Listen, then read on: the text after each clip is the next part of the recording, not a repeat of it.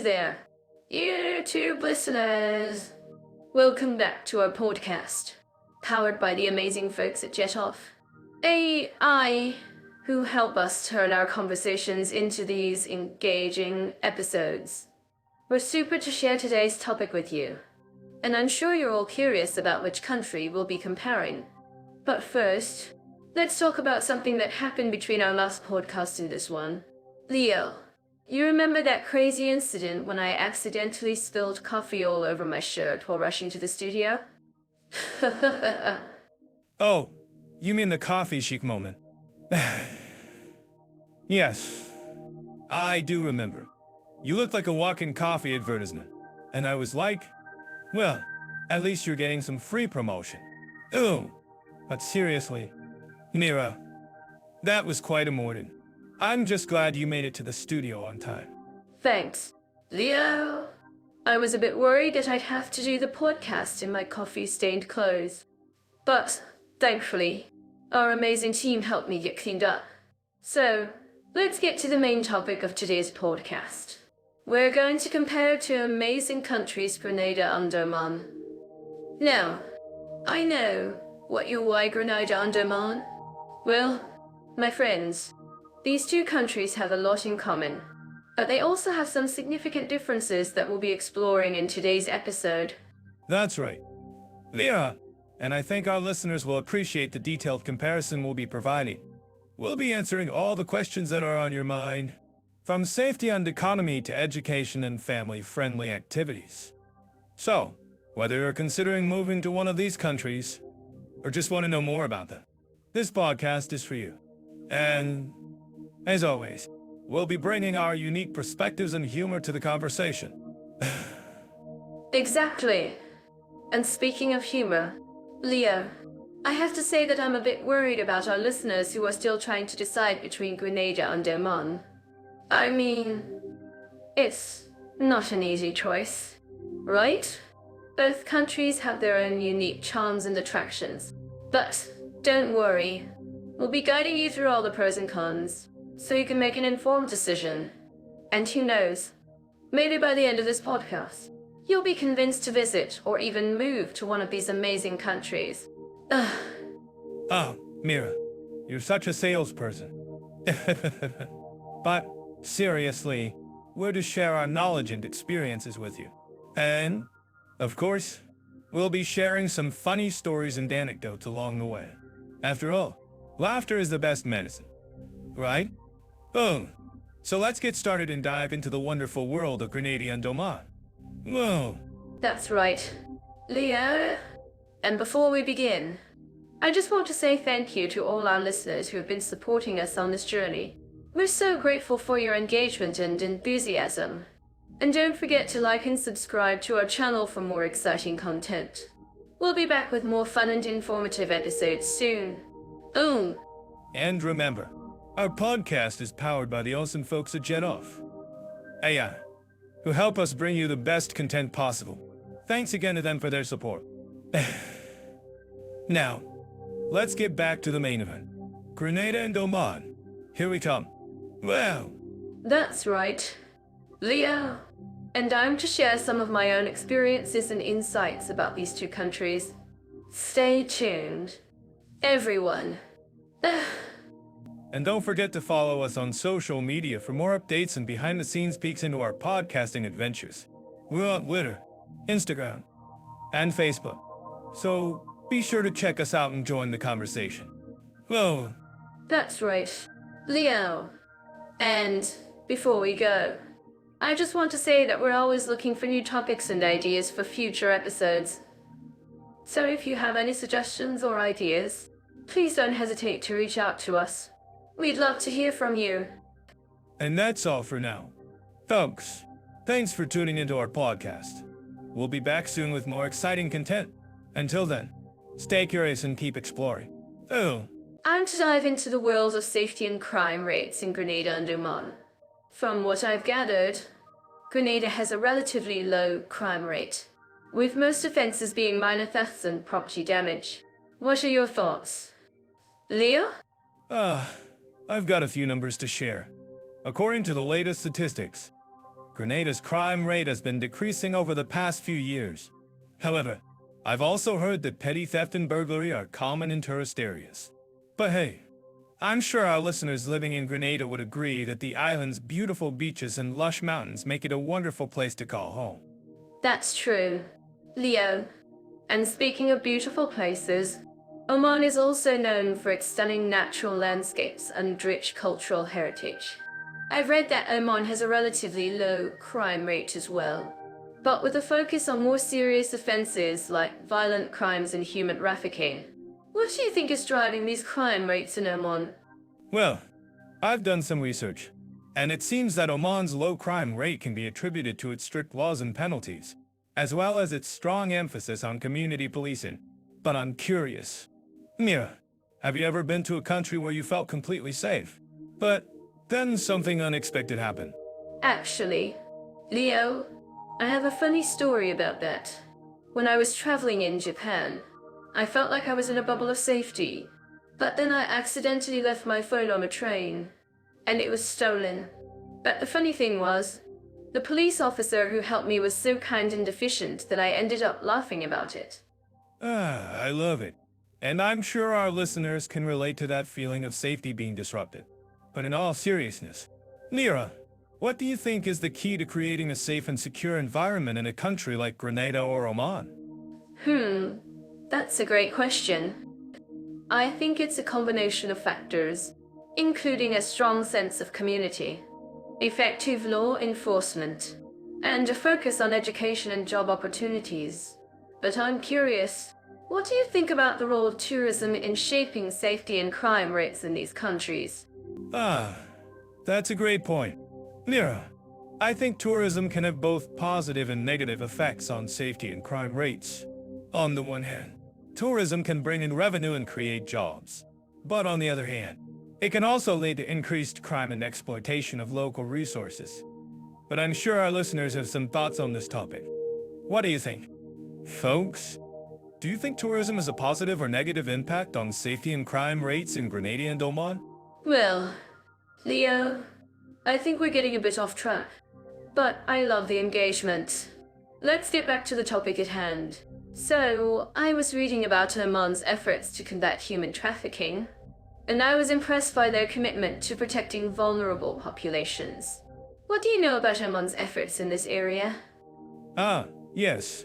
Oman has made significant strides in combating human trafficking, including establishing a specialized task force and implementing stricter laws and penalties. But I've also heard that Grenada has its own efforts to combat human trafficking, including working with international organizations to provide support and protection to victims. That's great to hear, Leo. And I'm sure our listeners would love to hear more about these efforts. But I'm also curious, what do you think is the biggest challenge facing Grenada and Oman in terms of safety and crime rates? That's a tough question, Mira. But I think one of the biggest challenges facing both countries is the issue of corruption and nepotism. When corruption is allowed to flourish, it can create an environment in which crime and exploitation can thrive. That's a great point, Leo. And I'm sure our listeners would agree that corruption is a major issue in many countries around the world. But I'm also curious, what do you think is the most effective way to combat corruption and promote safety and security in Grenada and Oman? That's a great question. Mira, I think one of the most effective ways to combat corruption is through education and awareness-raising efforts. By educating people about the importance of transparency and accountability, we can create a culture of integrity and reduce the incidence of corruption. I couldn't agree more, Leo. And I think that's a great note to end on. Thanks for sharing your insights and expertise with us today. And I'm sure our listeners have learned a lot about the safety and crime rates in Grenada and Oman. I'm curious to see how Grenada and Oman approach political stability and social harmony. Grenada, with its history of coups and military interventions, seems to have worked towards a more stable democracy. But Oman, on the other hand, has been a stable monarchy for decades, with a focus on maintaining social harmony through a strong sense of tradition and community. That's a great point. Leo, I've heard that Oman's Sultan has been instrumental in promoting social cohesion and stability. He's even been known to engage in traditional Qatari-style debates with his people. Ah, yes. The Sultan is quite the debater. But Grenada's Prime Minister, Keith Mitchell, has also done a great job in promoting stability and social harmony through his government's policies. I'm actually curious about what our listeners think about this. Do you think that Grenada's focus on democracy is more effective in promoting social harmony? Or does Oman's traditional approach have its own merits? Well, I think it's a bit of both.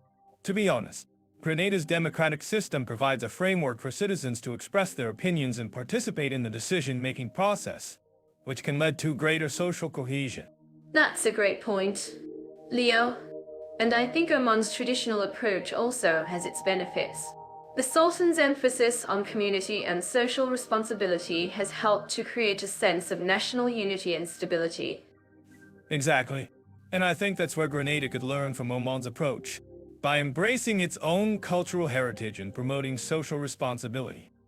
Grenada could also promote greater social harmony. I'm certain that our listeners living in Grenada would agree with me that the country's unique blend of Caribbean and African influences has created a rich cultural heritage. And I think Oman's similar blend of Middle Eastern and African influences has also contributed to its social harmony. Absolutely. And I think it's interesting to note that both countries have a strong sense of community and social responsibility, which is essential for promoting social harmony. Speaking of community, I've heard that Grenada has a strong tradition of community-based organizations and initiatives that promote social harmony.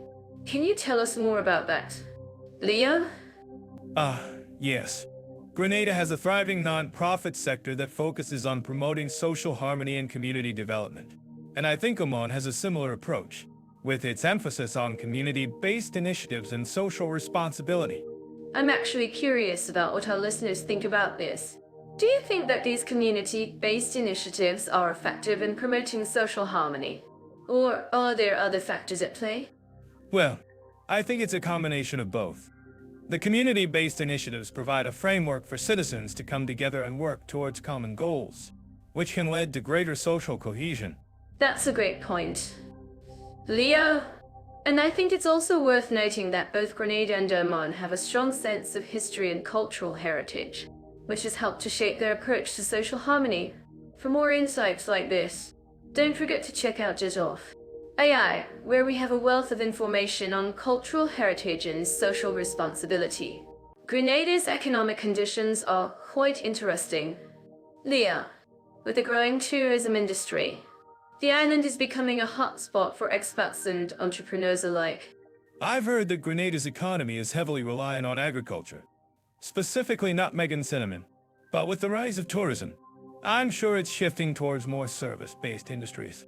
That's correct. And with the influx of foreign investment, the country is also seeing a boost in its construction and real estate sectors. It's a great time to be an expat in Grenada. I'm curious. Mia, have you heard about the new cruise ship terminal being built in St. George's? I've heard it's going to bring in a lot of revenue for the island. Ah, yes. The cruise ship terminal is definitely a game changer for Grenada's economy. And speaking of games, have you tried the local rum punch? It's to die for. Well, I think I'll have to try it next time I'm in Grenada. But seriously, Mira, what's the cost of living like in Grenada compared to other Caribbean islands? Well, Grenada is generally considered to be one of the more affordable islands in the Caribbean. Rent, in particular, is relatively low compared to other popular destinations. That's good to know. And what about food prices? I've heard that Caribbean cuisine can be quite expensive. Actually, food prices in Grenada are quite reasonable. You can find fresh seafood and produce at a relatively low cost. And the local markets are a great place to try some of the island's specialties. I'm actually curious about what our listeners think about this. Do any of you have experience with the cost of living in Grenada? Please share your thoughts in the comments. Well, I'm sure our listeners will have some great insights. But let's move on to Oman, which is our second country of focus today. Have you had any experience with the economy in Oman? Leo? Actually, Mira, I've had the opportunity to visit Oman a few times, and I've been impressed by its strong economy. Oman is known for its rich oil reserves, which have fueled its economic growth. That's right. And Oman has also been working to diversify its economy, which has led to a growth in industries such as finance, logistics, and tourism.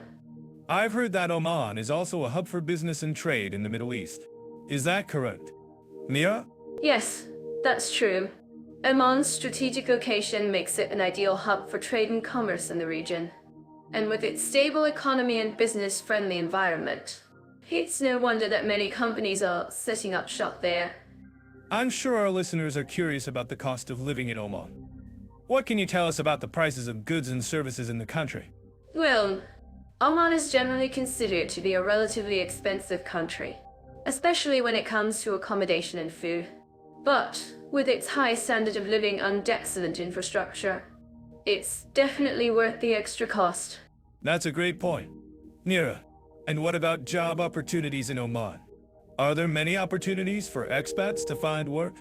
Actually, Oman has a very welcoming attitude towards expats, and there are many job opportunities available in a range of industries. From teaching and healthcare to finance and logistics, there's something for everyone. I'm sure our listeners will appreciate that information. And finally, let's talk about the cultural differences between Grenada and Oman. What are some of the key differences that you've observed? Mira? Well, Leo, I think one of the biggest differences is the cultural heritage of the two countries. Grenada has a strong Caribbean influence, while Oman has a rich Arabic culture. That's a great point.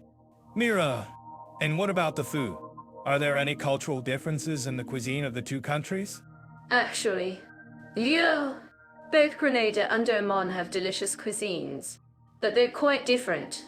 Grenada's cuisine is heavily influenced by African and European traditions, while Oman's cuisine is more Middle Eastern in flavor. I'm curious. Mira, have you tried any of the local specialties in Oman? Perhaps some of the traditional dishes like shua or luqmat? Oh, yes. I've had the pleasure of trying some of Oman's delicious traditional dishes, and I can highly recommend them. Shua is a must-try, especially with some of the local spices and herbs. Well, I think we've covered a lot of ground today. Mira, and I'm sure our listeners will appreciate the insights we've shared about Grenada and Oman. Absolutely. Leo. And before we go, I just want to say that both countries have so much to offer, from their beautiful landscapes to their rich cultural heritage. Hey guys, let's talk about Grenada and Oman. Two beautiful countries with unique accommodation options.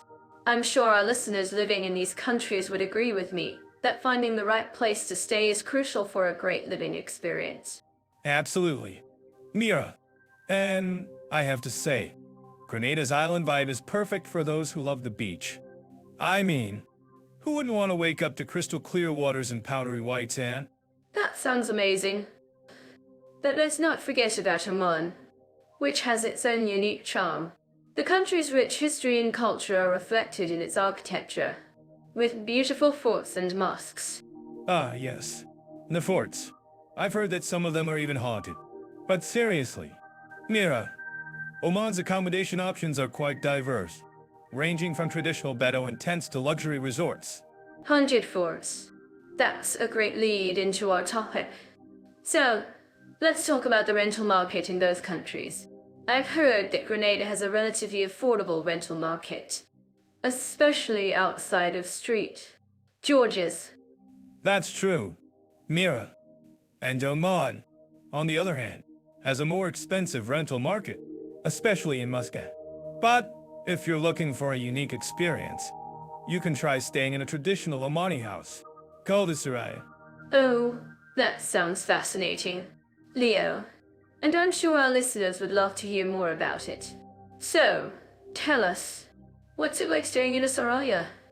Well, Mira, it's an experience unlike any other. You get to live like a traditional Omani family, with all the amenities and luxuries, but also with a strong sense of culture and history. That sounds incredible, and I'm sure our listeners are curious about the housing standards in both countries. I've heard that Grenada has a relatively high standard of living, with modern amenities and services. Yes, that's true. Mira. And Oman has a similar standard of living, especially in Muscat. But if you're looking for a more rustic experience, you can try staying in a traditional village, like in Iziwa. In Iziwa. That sounds like a great adventure, and I'm sure our listeners would love to hear more about it. So, let's talk about some real-life stories from expats living in both countries. Ah, yes. The expat experience. I've heard that some expats in Grenada love the laid-back island vibe, while others prefer the more fast-paced lifestyle in Oman. That's true. Leo. And I've heard that some expats in Oman love the country's rich culture and history, while others prefer the modern amenities and services. Well, Mira, it's all about personal preference, isn't it? But one thing's for sure, both countries have something to offer for everyone. Absolutely. Leo. And I'm sure our listeners would agree with us. So, let's wrap up our topic on accommodation options and quality in Grenada and Oman. Yes, Mira. And I'm sure our listeners will appreciate the insights we shared today. Thanks for listening. Guys, and we'll see you in the next episode. And don't forget to subscribe to our channel and hit that notification bell, so you don't miss our next episode.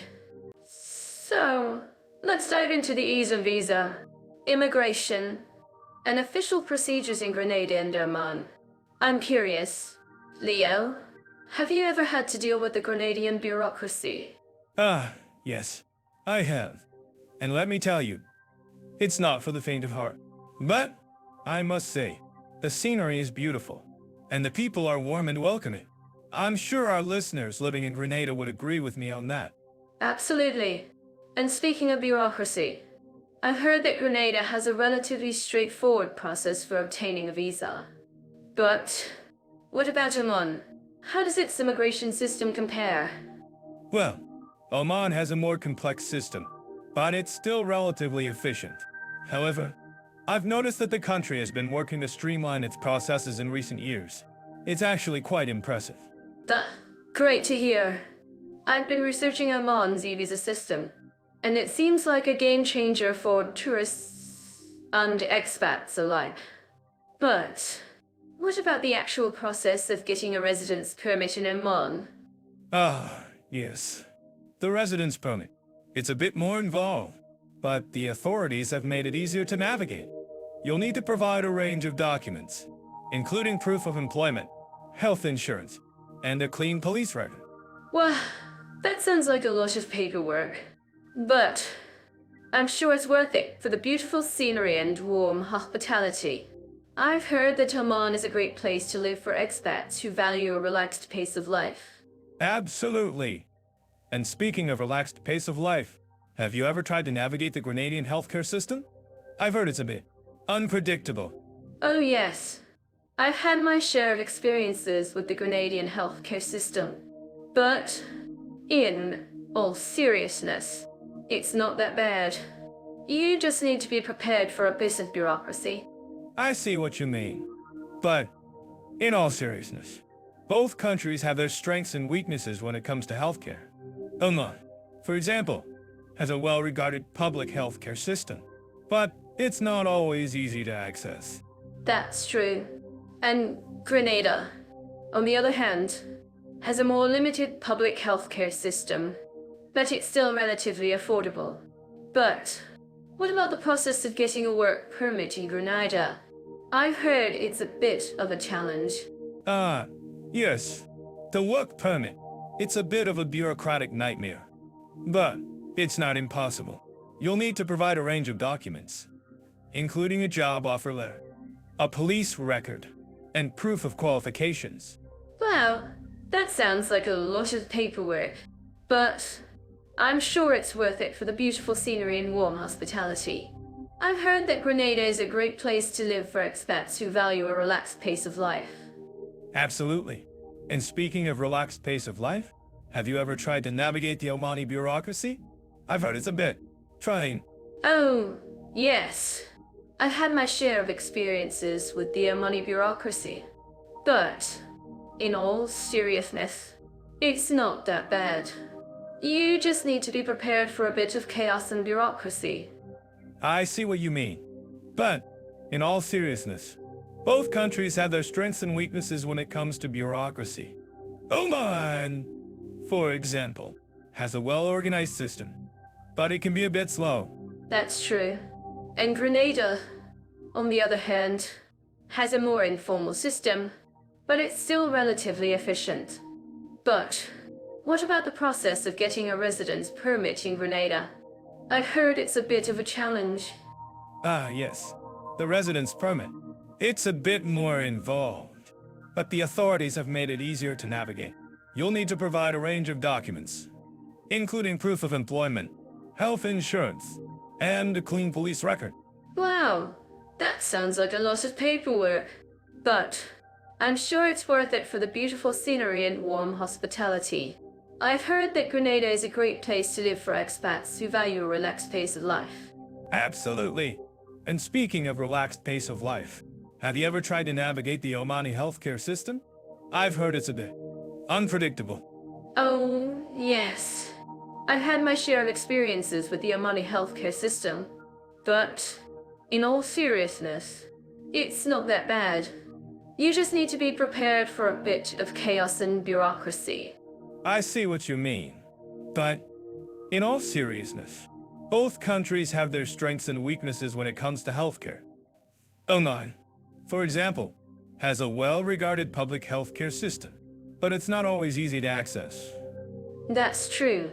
And Grenada, on the other hand, has a more limited public healthcare system.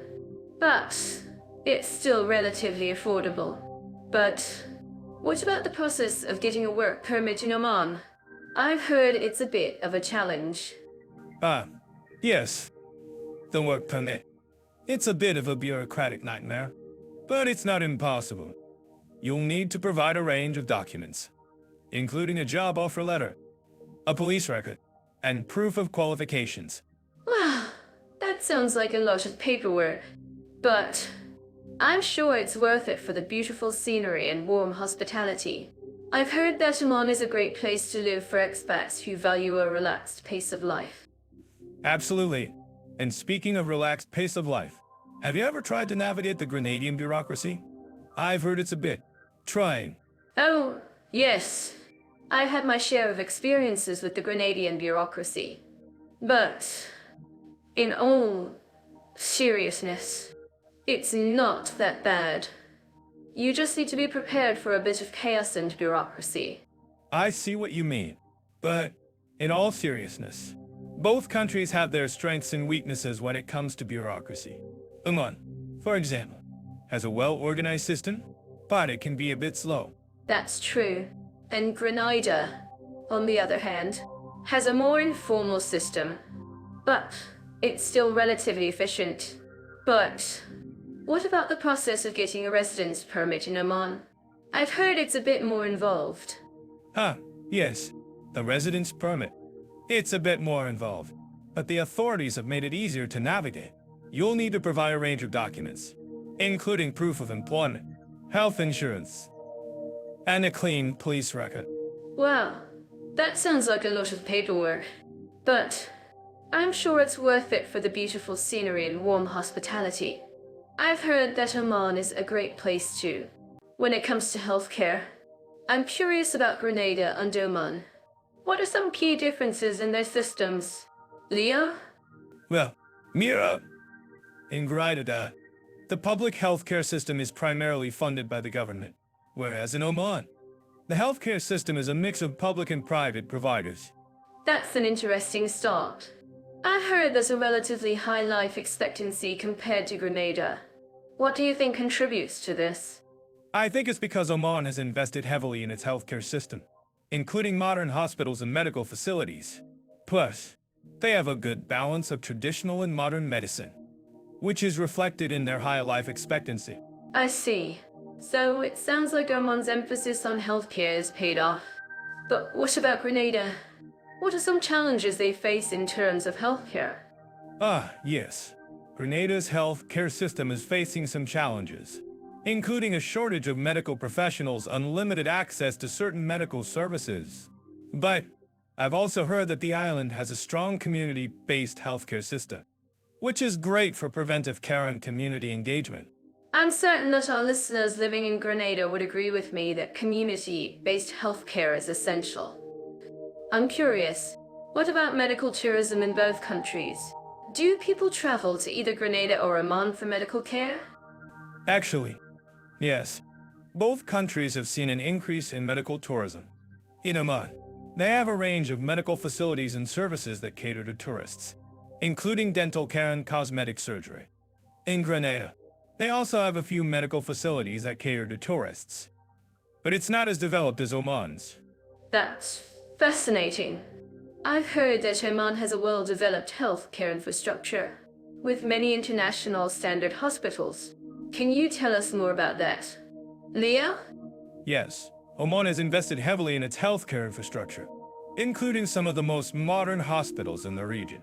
And they also have a good reputation for medical tourism, with many tourists traveling to Oman for medical care. I'm curious. Have you heard any stories from expats living in Oman about their experiences with the healthcare system? Yes. I've heard from some expats that the healthcare system in Oman is excellent, with many praising the quality of care and the friendliness of the medical staff. Of course, as with any country, there are also some complaints. But overall, it seems that Oman's healthcare system is well regarded. I'm actually curious about what our listeners think about this. Have you had any experiences with healthcare in Oman or Grenada? Please share your thoughts in the comments. Well, I think we'll have to wrap up this segment for now, but I'm sure our listeners will have plenty to say about their experiences with healthcare in both countries. And I think that's a great note to end on. Let's move on to the next topic and see how healthcare fits into the broader picture of living in Grenada and Oman. What do you think? Leo? Sounds good to me. Mira, let's keep the conversation going. Alright, let's dive into transportation, infrastructure and convenience in Grenada and Oman. I bet our listeners in both countries are eager to share their own experiences. Absolutely. Mira, I've got a story from my last trip to Grenada. I was trying to get to the airport, but the bus driver kept arguing with the traffic police over who gets to go first. Oh no. That's quite a scene. I'm sure our listeners in Grenada can relate to that kind of chaos on the roads. In Oman, I've heard they have a well-organized public transportation system, with buses and taxis readily available.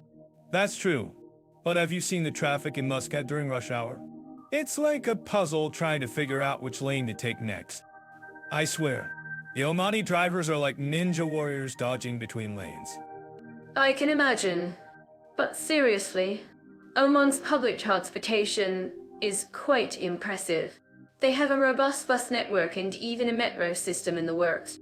I bet our listeners in Oman would appreciate the convenience of having a reliable public transport system. Yeah, and it's not just about the public transport. Oman's road network is also well maintained, making it easy to drive around the country. I took a road trip from Muscat to Salala and was blown away by the scenic views and smooth roads. That sounds amazing. I've been stuck in Grenada's traffic jams for hours, trying to get to the west coast. It's like they say, island time, everything moves at a slower pace, including the traffic. Island time. Indeed. But seriously, Grenada's public transportation system could use some improvement. I've seen a lot of private taxis and ride-hailing services, but they're not always reliable. I agree. And it's not just about the public transport. Grenada's roads can be quite rough, especially in rural areas. I've had my fair share of bumpy rides on those dirt roads. Ouch, I feel you. Oman's roads are generally smooth, but I've heard that some of the rural roads in Oman can be quite rough too. That's true. But Oman has made significant investments in its road network, including the construction of new highways and upgrading existing ones. Exactly. And it shows. I was impressed by the quality of the roads and the efficient traffic management system in Oman. I bet our listeners in Oman would agree with you. And speaking of efficient traffic management, Have you heard about the traffic apps in Oman that help drivers navigate through the city? Ah, yes. I've used those apps before, and they're incredibly helpful. But I'm sure our listeners in Grenada would appreciate some of those apps too, especially during rush hour. Absolutely. And it's not just about the apps. Both countries have made significant strides in developing their transportation infrastructure, including the use of technology to improve traffic flow and public transport. That's right. Yeah, and it's not just about the technology. It's also about the human element. In both countries, you'll find friendly locals who are happy to help you navigate the transportation system. I bet our listeners would agree with that. And speaking of friendly locals, have you noticed how welcoming the people are in both countries? Oh, definitely. I've had some of the most friendly and hospitable experiences in both Grenada and Oman. I know, right? And it's not just about the people. It's also about the culture. Both countries have a rich cultural heritage that's reflected in their transportation systems. That's true.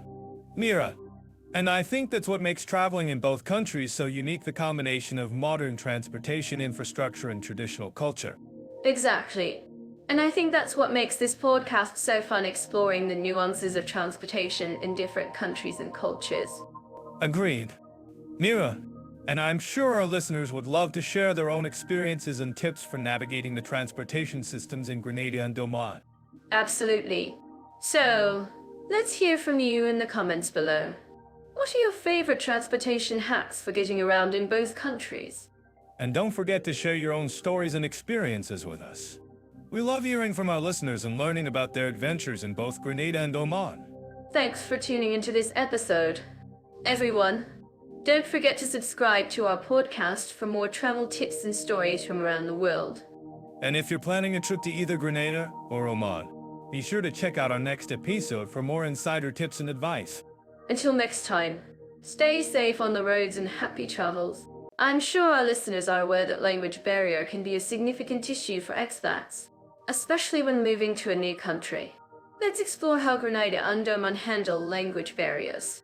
Grenada, being a former British colony, has English as its official language, making it relatively easy for English speakers to communicate. That's true, but it's not the whole story.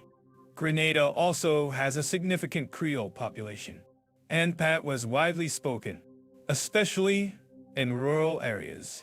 This can create a challenge for non-Creole speakers, as patois is a unique language with its own grammar and vocabulary. That's a great point. Leo, I'm sure our listeners living in Grenada would agree that language can be a barrier, especially when interacting with the local population. In Oman, however, the situation is a bit more complex. Arabic is the official language, and English is widely spoken, especially in tourist areas. Exactly. Mira, Oman has made significant efforts to promote English language education, and many Omanis speak English fluently, especially in the business and tourism sectors.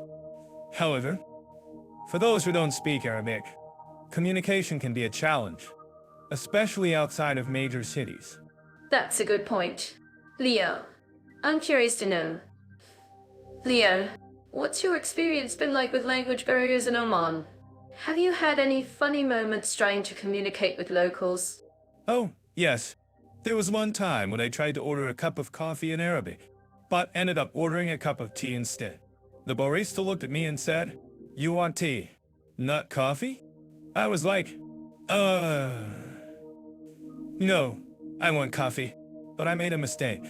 Oh, Leo, that's hilarious. I'm sure our listeners can relate to that moment.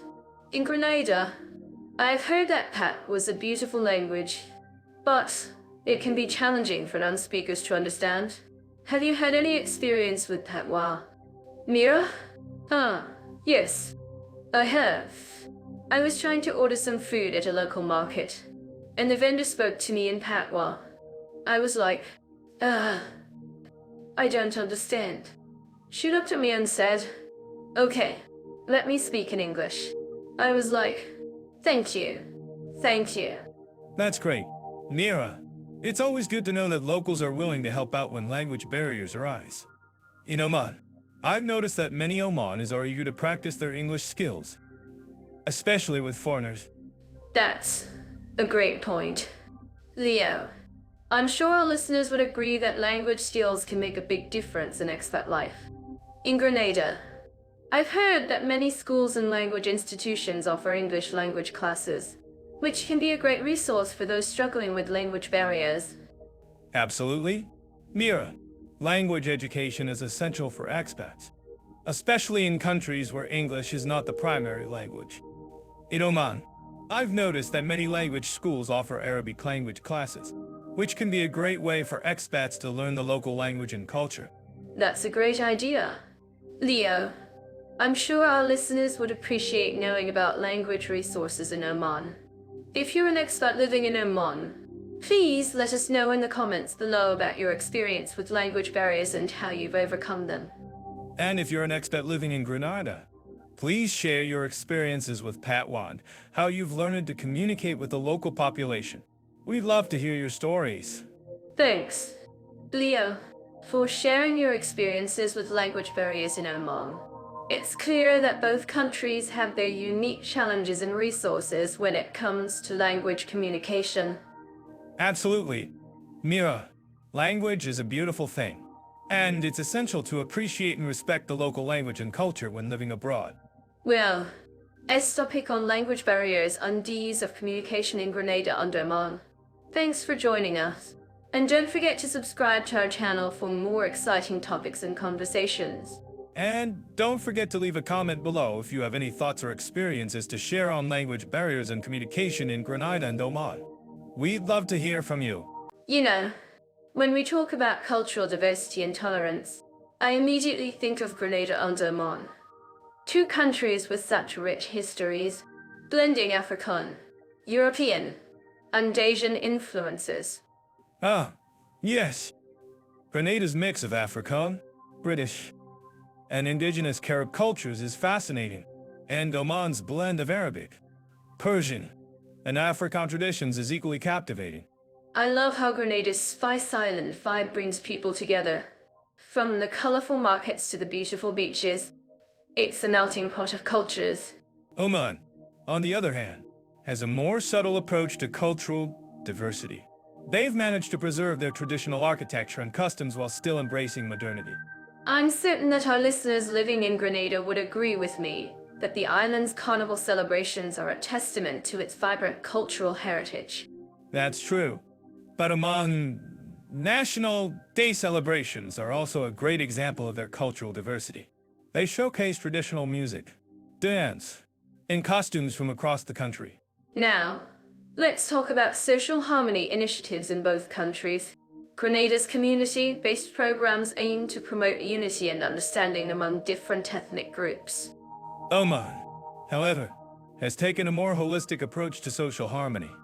They've established programs that focus on education, healthcare, and economic development to promote social cohesion. I think it's fascinating how Grenada's vibrant art scene reflects the country's cultural diversity. From music to dance to visual arts, there's something for everyone. Oman, too, has a thriving art scene, but with a more traditional twist. Their calligraphy, pottery, and textiles are exquisite examples of Arabic craftsmanship. I'm curious about what our listeners think about the concept of tolerance in these two countries. Do you think it's more prevalent in Grenada or Oman? That's a tough question. I think both countries have their own unique challenges when it comes to tolerance. But Oman's emphasis on social harmony might give them an edge. Well, let's take a closer look at how both countries approach tolerance in everyday life. In Grenada, for example, you'll often see people from different ethnic backgrounds working together in the tourism industry. That's true. But Oman's business community is also very diverse. You'll find expats from all over the world working alongside Omani nationals. I'm actually curious about what our listeners think about the role of education in promoting tolerance in these two countries. Do you think schools play a significant role in teaching children about cultural diversity? Absolutely. Education is key to promoting tolerance and understanding. In both Grenada On both Grenada and Oman, schools are working hard to incorporate cultural diversity into their curricula. It's heartening to see how both countries are making efforts to preserve their cultural heritage while also embracing modernity. And it's not just about preserving traditions. It's also about creating a sense of belonging for all citizens, regardless of their background. I think that's a great point, Leo. And I'm sure our listeners would agree that cultural diversity and tolerance are essential components of any healthy society. Well, let's wrap up this criterion with a fun fact. Did you know that Grenada is home to the world's largest nutmeg producer? That's amazing. And Oman, of course, is famous for its frankincense, which has been traded for thousands of years. Well, I think we've covered a lot of ground in this criterion, but I'm sure our listeners have more to say about cultural diversity and tolerance in Grenada and Oman. Absolutely. And we'd love to hear from you in the comments. What do you think about the cultural diversity and tolerance in these two countries? So, let's talk about Grenada's educational system. I've heard it's quite strong, with a literacy rate of over 99%. That's impressive, considering the country's history and challenges. Ah, yes. Grenada's education system is indeed one of the best in the Caribbean. And it's not just about literacy rates. They also have a strong focus on STEM education, with programs like the Grenada Institute of Technology. That's great to hear. I'm sure our listeners living in Grenada would agree with me that education is a top priority. But let's talk about Oman, our second country. What's the educational landscape like there? Well, Oman has made significant strides in education in recent years. They've implemented a new curriculum that focuses on critical problem solving and creativity.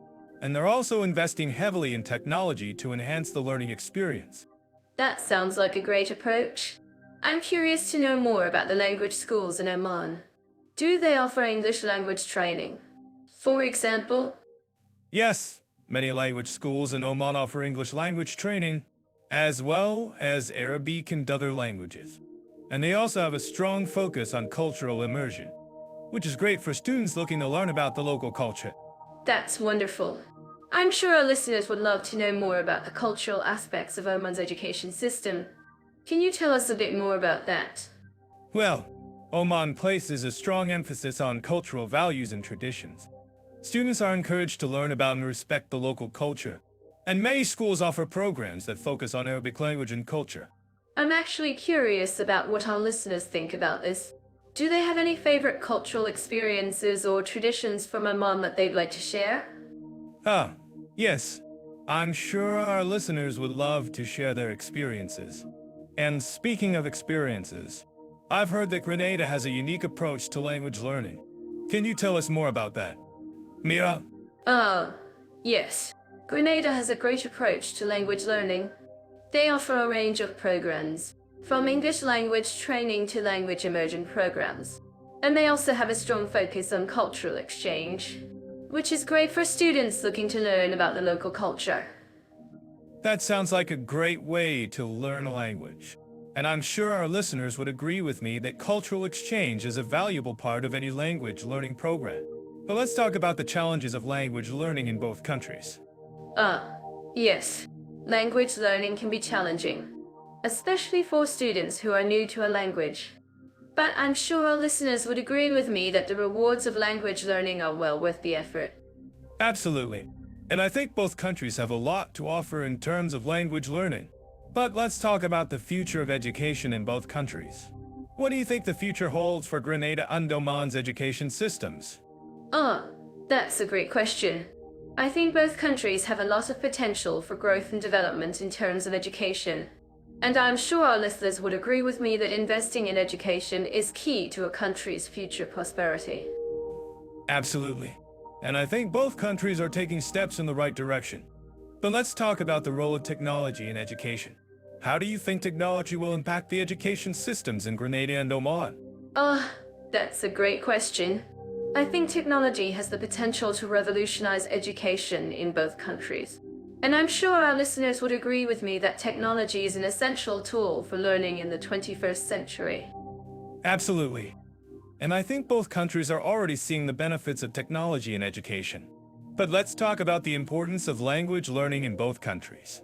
Why do you think language learning is so important for students in Grenada and Oman? Ah, that's a great question. I think language learning is essential for students in both countries because it opens up a world of opportunities for them. And I'm sure our listeners would agree with me that language learning is a valuable skill that can be applied in many different areas of life. Absolutely. And I think both countries place a strong emphasis on language learning because they recognize its importance for their students' future success. When we talk about climate, Grenada's tropical climate is like a warm hug for our listeners. The average temperature is around 26 degrees Celsius, perfect for a beach vacation. That's right. Yeah. And the temperature remains relatively constant throughout the year, with a slight increase during the summer months. But let's not forget, Grenada's unique geography creates a microclimate, with the island's rugged terrain and coastal areas influencing the weather patterns. Ah, Leo, you're bringing up the topic of geography, which reminds me of Oman's diverse landscapes. From the arid desert to the rugged mountains and coastlines, Oman's climate is shaped by its varied geography. Exactly. Mira, and Oman's climate is classified as arid and semi-arid, with extremely hot summers and mild winters. But what's fascinating is how the country's climate has been shaped by its history, with ancient trade routes and cultural exchange influencing the development of its cities. That's so true. And I'm curious, have our listeners in Oman experienced the extreme heat during the summer months? I'm sure they'd agree that the sun can be quite unforgiving. Well, Mira, I'm sure they have. But Oman's climate is also influenced by its monsoon season, which brings much-needed rainfall to the country. And did you know that Grenada also experiences a similar monsoon season? But it's much shorter and less intense. Wow, that's interesting. Leo, and I think our listeners would love to know more about the local adaptations to these climate conditions. In Grenada, for example, the islanders have developed a unique approach to agriculture, using techniques like terracing and irrigation to maximize crop yields. That's right, Mira. And Oman has also developed its own unique agricultural practices, such as the use of underground irrigation systems and windmills to pump water. But what's fascinating is how these adaptations have been shaped by the country's cultural heritage, with ancient traditions influencing the development of modern agriculture. I'm actually curious about what our listeners think about this. Do they have any favorite local adaptations or traditions that help them cope with the climate conditions? Well, Mira, I'm sure they do. But in Oman, for example, the traditional Dafari goat is an important part of the country's agricultural heritage. The goat is well suited to the country's arid climate, and its meat and milk are an important source of nutrition for many Omanis. Ah, that's fascinating. Leo, and I think our listeners would love to know more about the local cuisine in both countries. In Grenada, for example, the islanders have developed a unique culinary tradition, with dishes like oil down and flying fish reflecting the country's African and European influences. That's right. Mira, and Oman's cuisine is also influenced by its cultural heritage, with dishes like shua andel you aim at reflecting the country's Arabic and Indian traditions. And did you know that both countries have a strong tradition of street food, with vendors selling everything from traditional snacks to fresh fruits and vegetables? Wow, that's amazing. Yeah, and I think our listeners would love to know more about the local festivals and celebrations in both countries. In Grenada, for example, the islanders have developed a unique tradition, carnival, with colorful parades and costumes reflecting the country's African and European influences. That's right. Yeah. And Oman has also developed its own unique festivals and celebrations, such as the Al-Farai Festival, which celebrates the country's Arabic and Islamic heritage. And did you know that both countries have a strong tradition of music and dance, with local musicians and dancers performing traditional styles like the Grenadian folk dance and the Omani traditional dance? That's so true. Leo, And I think our listeners would love to know more about the local music and dance traditions in both countries. In Grenada, for example, the islanders have developed a unique tradition of folk music, with instruments like the steel drum and the maracas reflecting the country's African and European influences. That's right, Mira. And Oman has also developed its own unique musical traditions, with instruments like the oud and the qraqeb reflecting the country's Arabic and Islamic heritage. And did you know that both countries have a strong tradition of storytelling, with local musicians and dancers performing traditional stories and legends? Wow, that's amazing. Leo, and I think our listeners would love to know more about the local storytelling traditions in both countries. In Grenada, for example, the islanders have developed a unique tradition of oral storytelling, with stories passed through generations reflecting the country's African and European influences. That's right, Mira. And Oman has also developed its own unique tradition of storytelling, with stories reflecting the country's Arabic and Islamic heritage. And did you know that both countries have a strong tradition of poetry and literature, with local writers and poets producing works reflecting the country's cultural and environmental heritage? Oh, that's so true. Leo, and I think our listeners would love to know more about the local poetry and literature traditions in both countries. In Grenada, for example, the islanders have developed a unique tradition of poetry, with works reflecting the country's African and European influences. That's right, Mira. And Oman has also developed its own unique tradition of poetry, with works reflecting the country's Arabic and Islamic heritage. And did you know that both countries have a strong tradition of visual arts, with local artists producing works reflecting the country's cultural and environmental heritage? Well, that's amazing. Leo, and I think our listeners would love to know more about the local visual arts traditions in both countries. In Grenada, for example, the islanders have developed a unique tradition of visual arts, with works reflecting the country's African and European influences.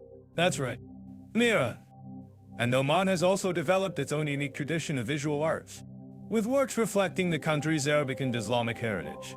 And did you know that both countries have a strong tradition of handicrafts, with local artisans producing handmade goods reflecting the country's cultural and environmental heritage?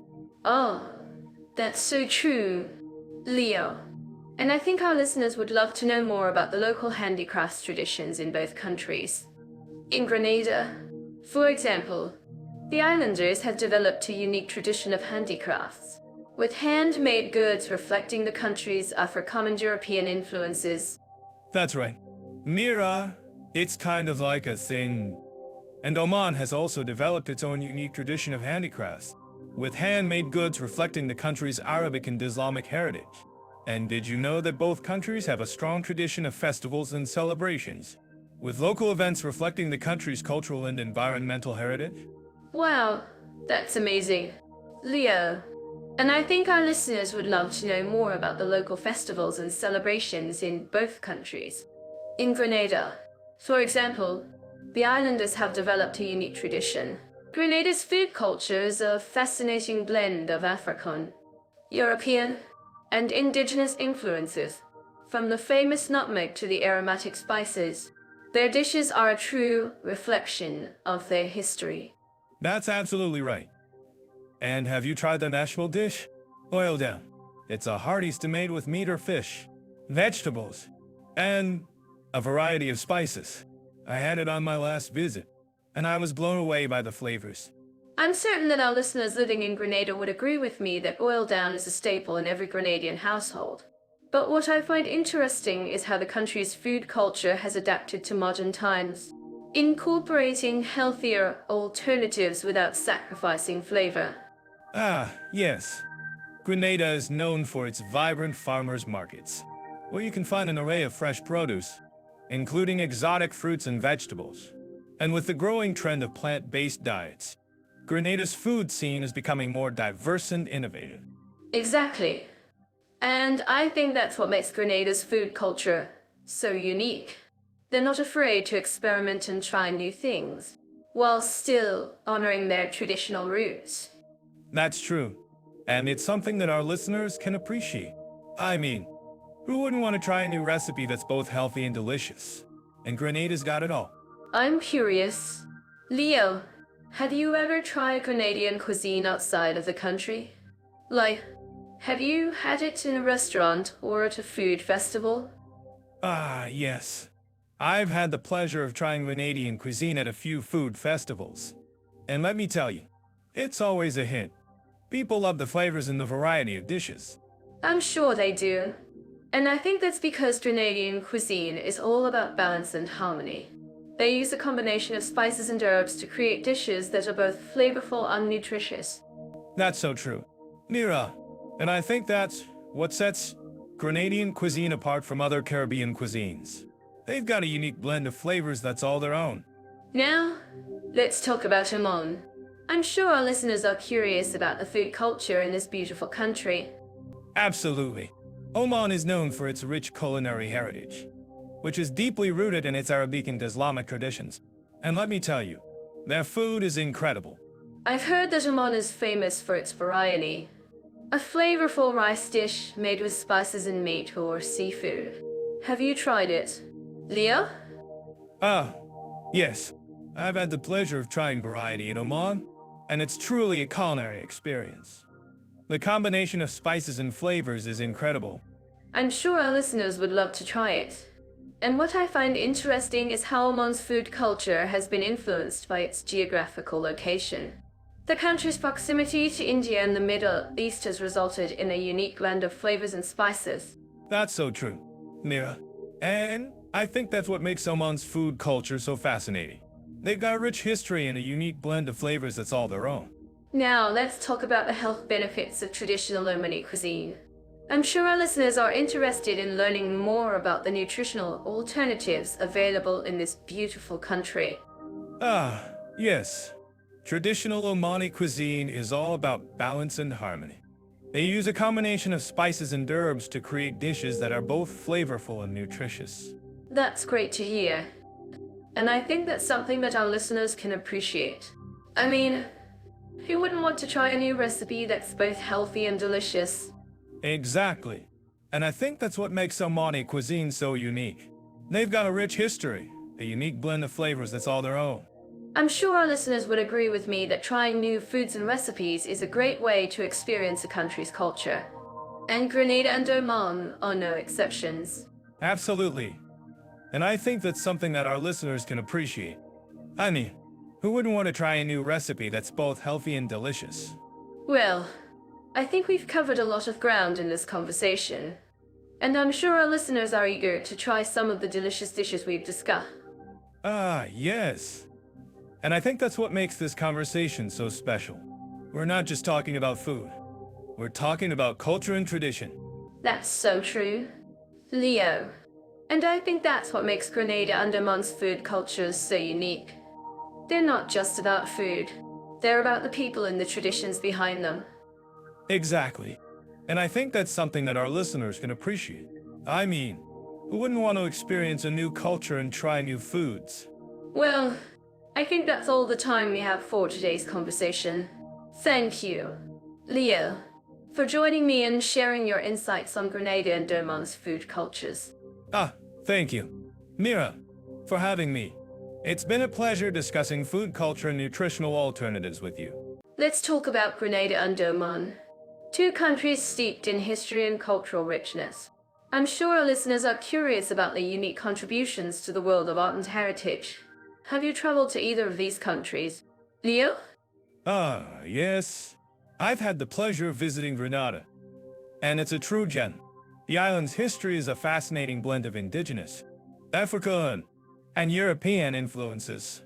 I'm particularly fond of the Fort George, which offers stunning views of the harbor. That's amazing. I've heard that Oman is home to some incredible ancient landmarks, including the city of Muscat.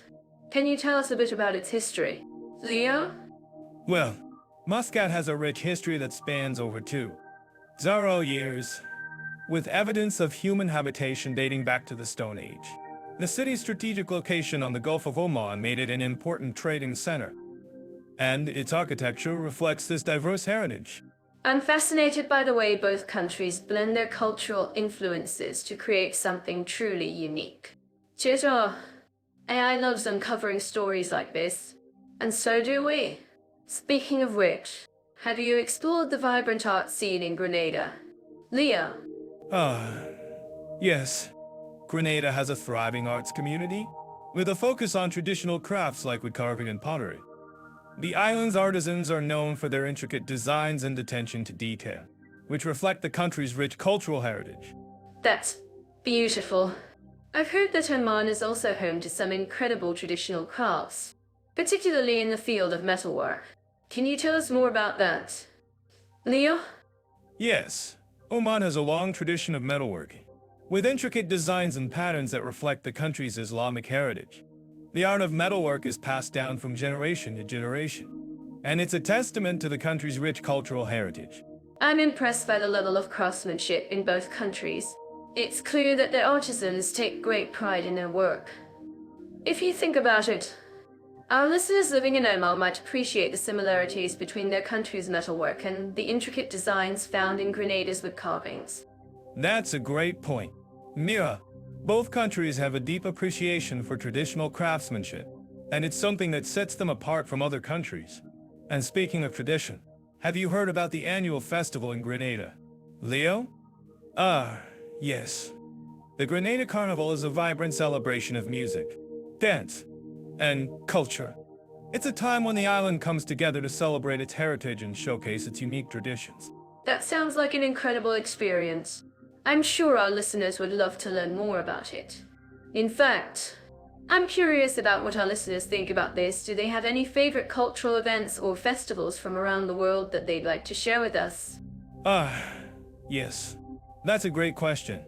Mira, our listeners might be interested in the annual Muscat Festival in Oman, which celebrates the country's rich cultural heritage through music, dance, and art. That sounds fascinating. I'm sure our listeners would love to learn more about it. In fact, cheers off. AI has a wonderful article on the Muscat Festival that our listeners might find interesting. We'll make sure to link to it in the comments section below. Great idea. Mira, and speaking of links, I think our listeners might appreciate a comparison between the two countries' approaches to preserving their cultural heritage. For example, how do they balance traditional practices with modernization in tourism? That's a great point. Leo, both countries have a deep appreciation for their cultural heritage, but they also recognize the importance of adapting to changing times and circumstances. It's a delicate balance that requires careful consideration and planning. Yes. And it's something that our listeners might find interesting. Perhaps we can explore this topic further in a future episode. Mira? Absolutely. Leo! I think it would be a great topic to explore further. And speaking of future episodes, I'm to see what our listeners think about this criterion. If you have any thoughts or comments, please let us know in the comments section below. Great idea. Mira. And finally, I think our listeners might appreciate a mention of the unique cultural practices and traditions found in both countries. For example, the traditional Omani coffee ceremony or the Grenadian nutmeg festival. Oh, yes. Those are both wonderful examples of the unique cultural practices found in both countries. And I think we can all agree that preserving these traditions is essential to understanding and appreciating our shared cultural heritage. Absolutely. Mira. And I think that's a great note to end on. Thanks for joining me on this criterion, and I look forward to our next episode. I'm just imagining the stunning beaches and crystal clear waters of Grenada. Have you ever been to the famous Grand Dance Beach? Leah? Yes. I've been there. And it's breathtaking. The white sand and turquoise waters make it a perfect spot for relaxation. But let's not forget about the unique natural beauty of Oman. Shall we? Oh, absolutely. Oman's rugged coastline and mountain ranges are a sight to behold. I'm sure our listeners living in Oman would agree with me that the Al Hira Mountains are a stunning natural wonder. Indeed they are. And I'm actually curious about what our listeners think about the diversity of landscapes in Oman. Do you think it's comparable to Grenada's variety of beaches and islands? That's a good question. Leo, I think both countries have their unique charm, but in different ways. Grenada's beaches are more tropical and vibrant, while Oman's landscapes are more rugged and majestic. I see what you mean. But have you ever heard about the famous Wadis in Oman? It's a stunning canyon with turquoise waters and breathtaking scenery. Wow, that sounds incredible. I've heard of it, but I've never seen pictures of it. I'm sure it's just as beautiful as the waterfalls in Grenada's Grand Etting National Park. Exactly. Both countries have their own unique natural wonders. And speaking of waterfalls, have you ever visited the Seven Sisters waterfalls in Oman? No, I haven't. But I've heard of them. I'm sure they're just as breathtaking as the waterfalls in Grenada. By the way, I'm curious about what our listeners think about the best time to visit these natural wonders. Should they visit during the dry season or the wet season? Ah, that's a great question. Mira, I think both seasons have their advantages and disadvantages. But if I had to choose, I'd say the dry season is the best time to visit, especially for hiking and trekking. That makes sense. But what about the wet season? Doesn't it bring a lot of rainfall and make the landscapes even more lush and green? Yes, it does. And that's actually one of the reasons why I love visiting Oman during the wet season. The rain brings new life to the landscape, and it's a great time to see the waterfalls and wadis in full flow. I see what you mean. Leo, it's like the landscape is reborn during the wet season. And speaking of rebirth, have you ever noticed how both Grenada and Oman have a strong focus on conservation and sustainability? Yes. Both countries are working hard to protect their natural resources and promote ecotourism. It's a great example of how tourism can be done responsibly and sustainably. Exactly. And I think that's something that our listeners can appreciate. By the way, if you think this is wrong, please let us know in the comments.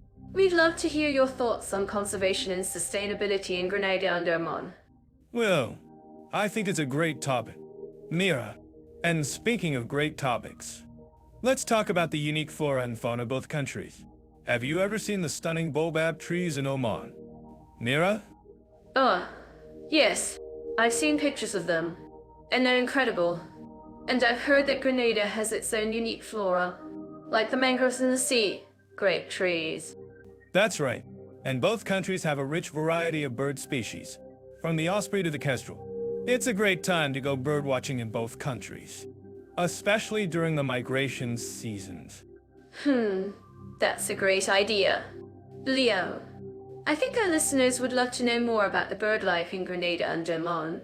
By the way, I'm curious about what our listeners think about the best way to experience the natural beauty of these countries. Should they take a guided tour or venture out on their own? That's a great question. Mira, I think both options have their advantages and disadvantages. But if I had to choose, I'd say take a guided tour, especially if you're not familiar with the terrain or the local culture. That makes sense. Leo, but what about the freedom to explore on your own? Doesn't that add to the adventure and the sense of discovery? Yes, it does. And that's actually one of the reasons why I love exploring new places on my own. It's a great way to experience the natural beauty of a place without the constraints of a guided tour. I see what you mean.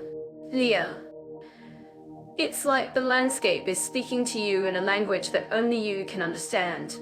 And speaking of languages, have you ever noticed how both Grenada and Oman have a unique cultural heritage that reflects their natural beauty? Yes. Both countries have a rich cultural heritage that's deeply connected to their natural environment. And I think that's something that our listeners can appreciate, especially if they're interested in learning more about the local culture and customs. Exactly. And, by the way, if you think this is a great topic, please let us know in the comments. We'd love to hear your thoughts on the cultural heritage of Grenada and Oman. Well, I think it's a great topic. Mira, and speaking of great topics, let's talk about the unique natural wonders of both countries. Have you ever heard about the famous spice plantations in Grenada? Mira? Yes. I've heard of them. And they're incredible. And I've heard that Oman has its own unique spice markets. like Pasu Jalali and Muscat. That's right. And both countries have a rich history of spice trading, which has shaped their culture and the economy. That's fascinating. Leah, I think our listeners would love to know more about the history of spice trading in Grenada and Oman. By the way, I'm curious about what our listeners think about the best way to experience the spice markets in both countries. Should they visit during the peak season or the off-season? Ah, that's a great question. Mira, I think both seasons have their advantages and disadvantages. But if I had to choose, I'd say visit during the off-season, especially if you're looking for a more authentic experience. That makes sense. Leo, but what about the peak season? Doesn't it bring a lot of visitors and make the markets even more vibrant? Yes, it does. And that's actually one of the reasons why I love visiting the spice markets during the peak season. The energy is electric, and it's a great time to experience the local culture and customs. I see what you mean. Leo, it's like the spice markets are coming alive during the peak season, and I'm so to dive into the sports, activity, and adventure options in Grenada and Oman. As we explore these two countries, I'm curious to know, Leo, what's the most thrilling outdoor activity you've experienced in Grenada? Ah, that's a great question. Mira, I've had the chance to try my hand at scuba diving in Grenada, and let me tell you, it was an exhilarating experience. The crystal clear waters and vibrant marine life were simply breathtaking. Well, that sounds amazing. I'm sure our listeners would love to know more about the scuba diving spots in Grenada. Did you have a favorite dive site or experience? Oh, definitely. I had the chance to dive at the famous underwater sculpture park, which is home to over 75 sculptures submerged in the seafloor. It was like swimming through an art gallery. That sounds incredible. I'm sure our listeners are already planning their next trip to Grenada. Now, let's talk about Oman. I've heard that the country has a rich tradition of sports and activities. Can you tell us more about the Sultan's Cup? Leah? Ah, yes. The Sultan's Cup is a prestigious international football tournament held in Oman. And it's a great opportunity for local and international teams to compete and showcase their skills. That sounds exciting. I'm sure our listeners are eager to know more about the sports scene in Oman. What about adventure activities? Leo, are there any thrilling experiences that visitors can enjoy in Oman? Absolutely.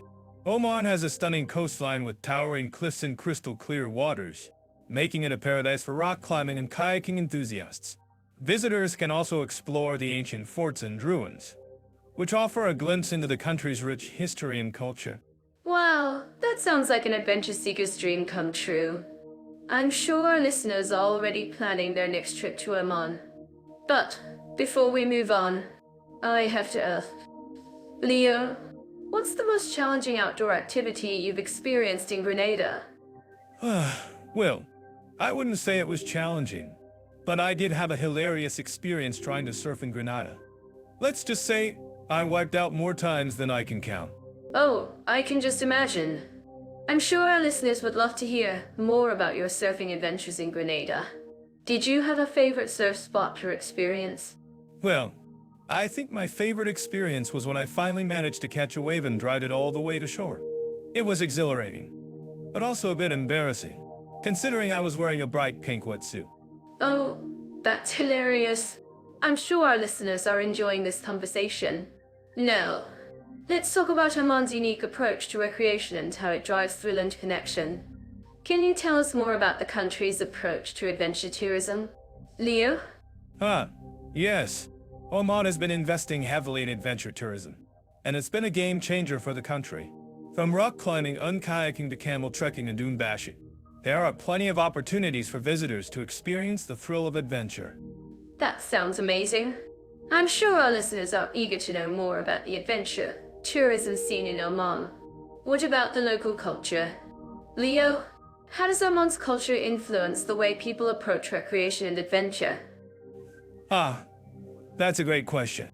Mira, in Oman, the culture is all about hospitality and respect for tradition.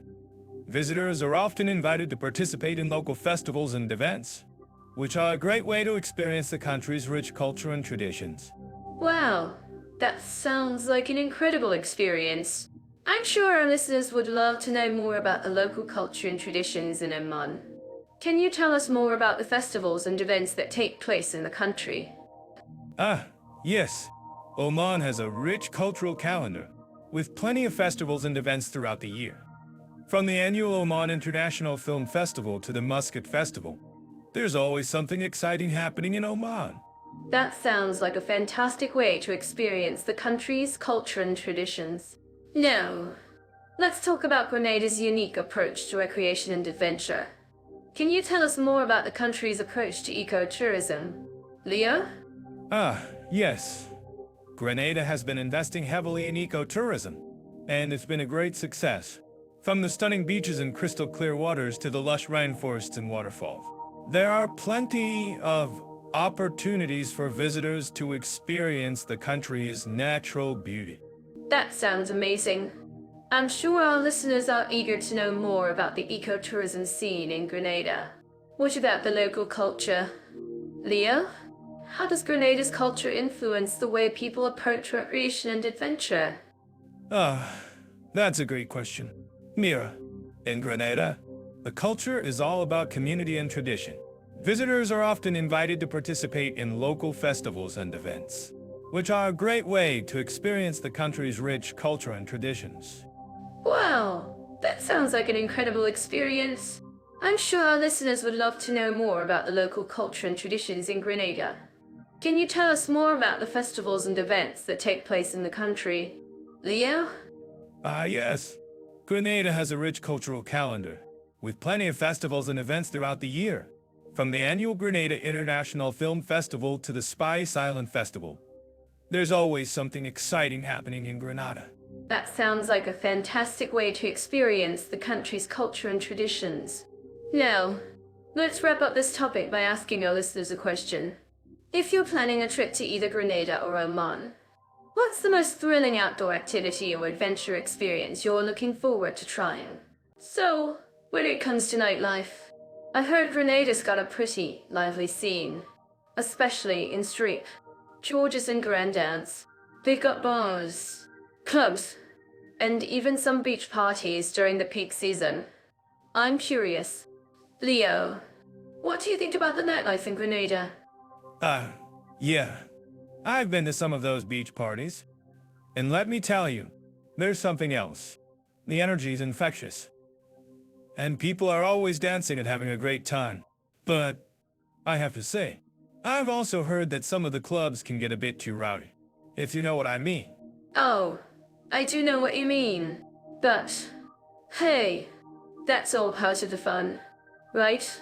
And I'm sure our listeners living in Grenada would agree with me. I mean, who doesn't love a good beach party? But, what do you think about the music scene in Grenada? Is it more of a local vibe, or do you hear a lot of international music? Well, I've noticed that they play a lot of local music, especially calypso and soca. But you also hear a lot of international music, like reggae and dancehall. And, of course, you can't forget about the steel drums that are a staple in Grenadian music. It's a great mix of local and international flavors. That sounds amazing. I love steel drums.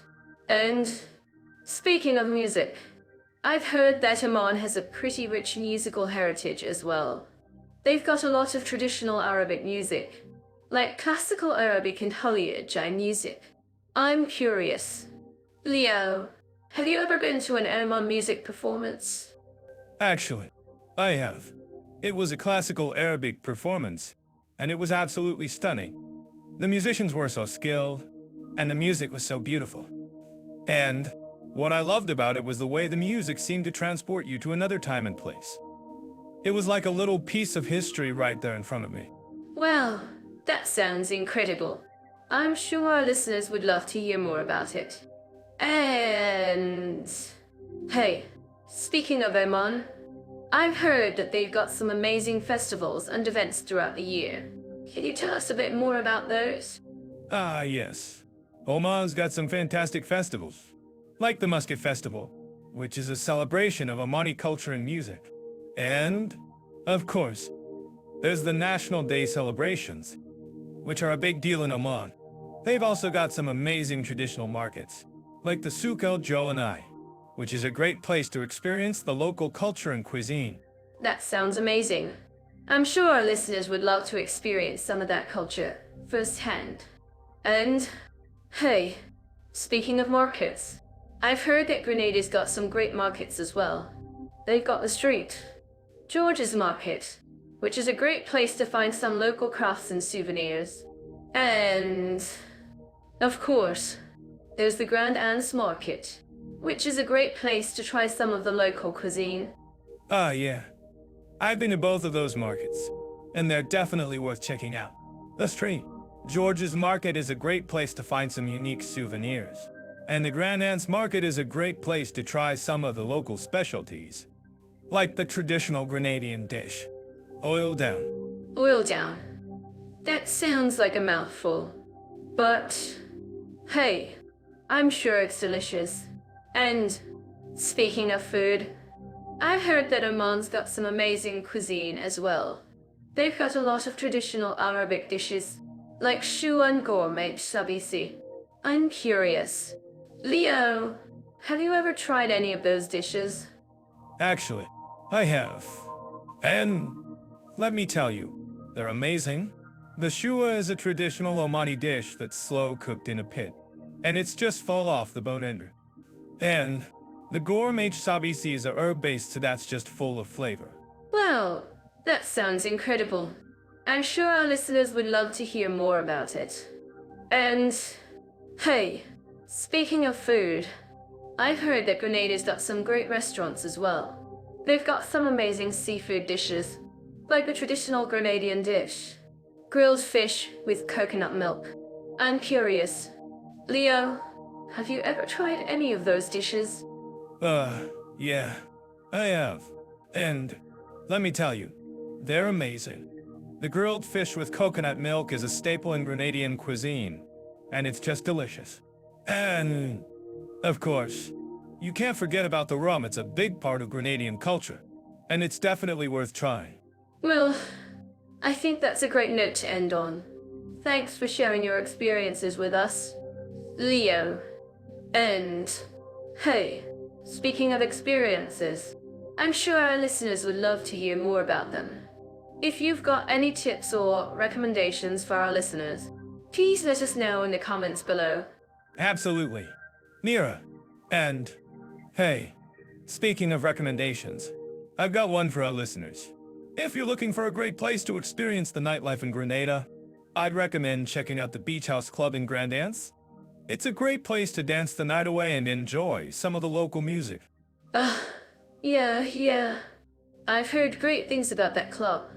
And, hey, speaking of music, I got a recommendation for our listeners as well. If you're looking for a great place to experience the traditional Omani music, I recommend checking out the Oman Heritage Village in Muscat. It's a great place to learn about the local culture and history, and it's definitely worth a visit. Oh, yeah. I've been to the Oman Heritage Village, and it's amazing.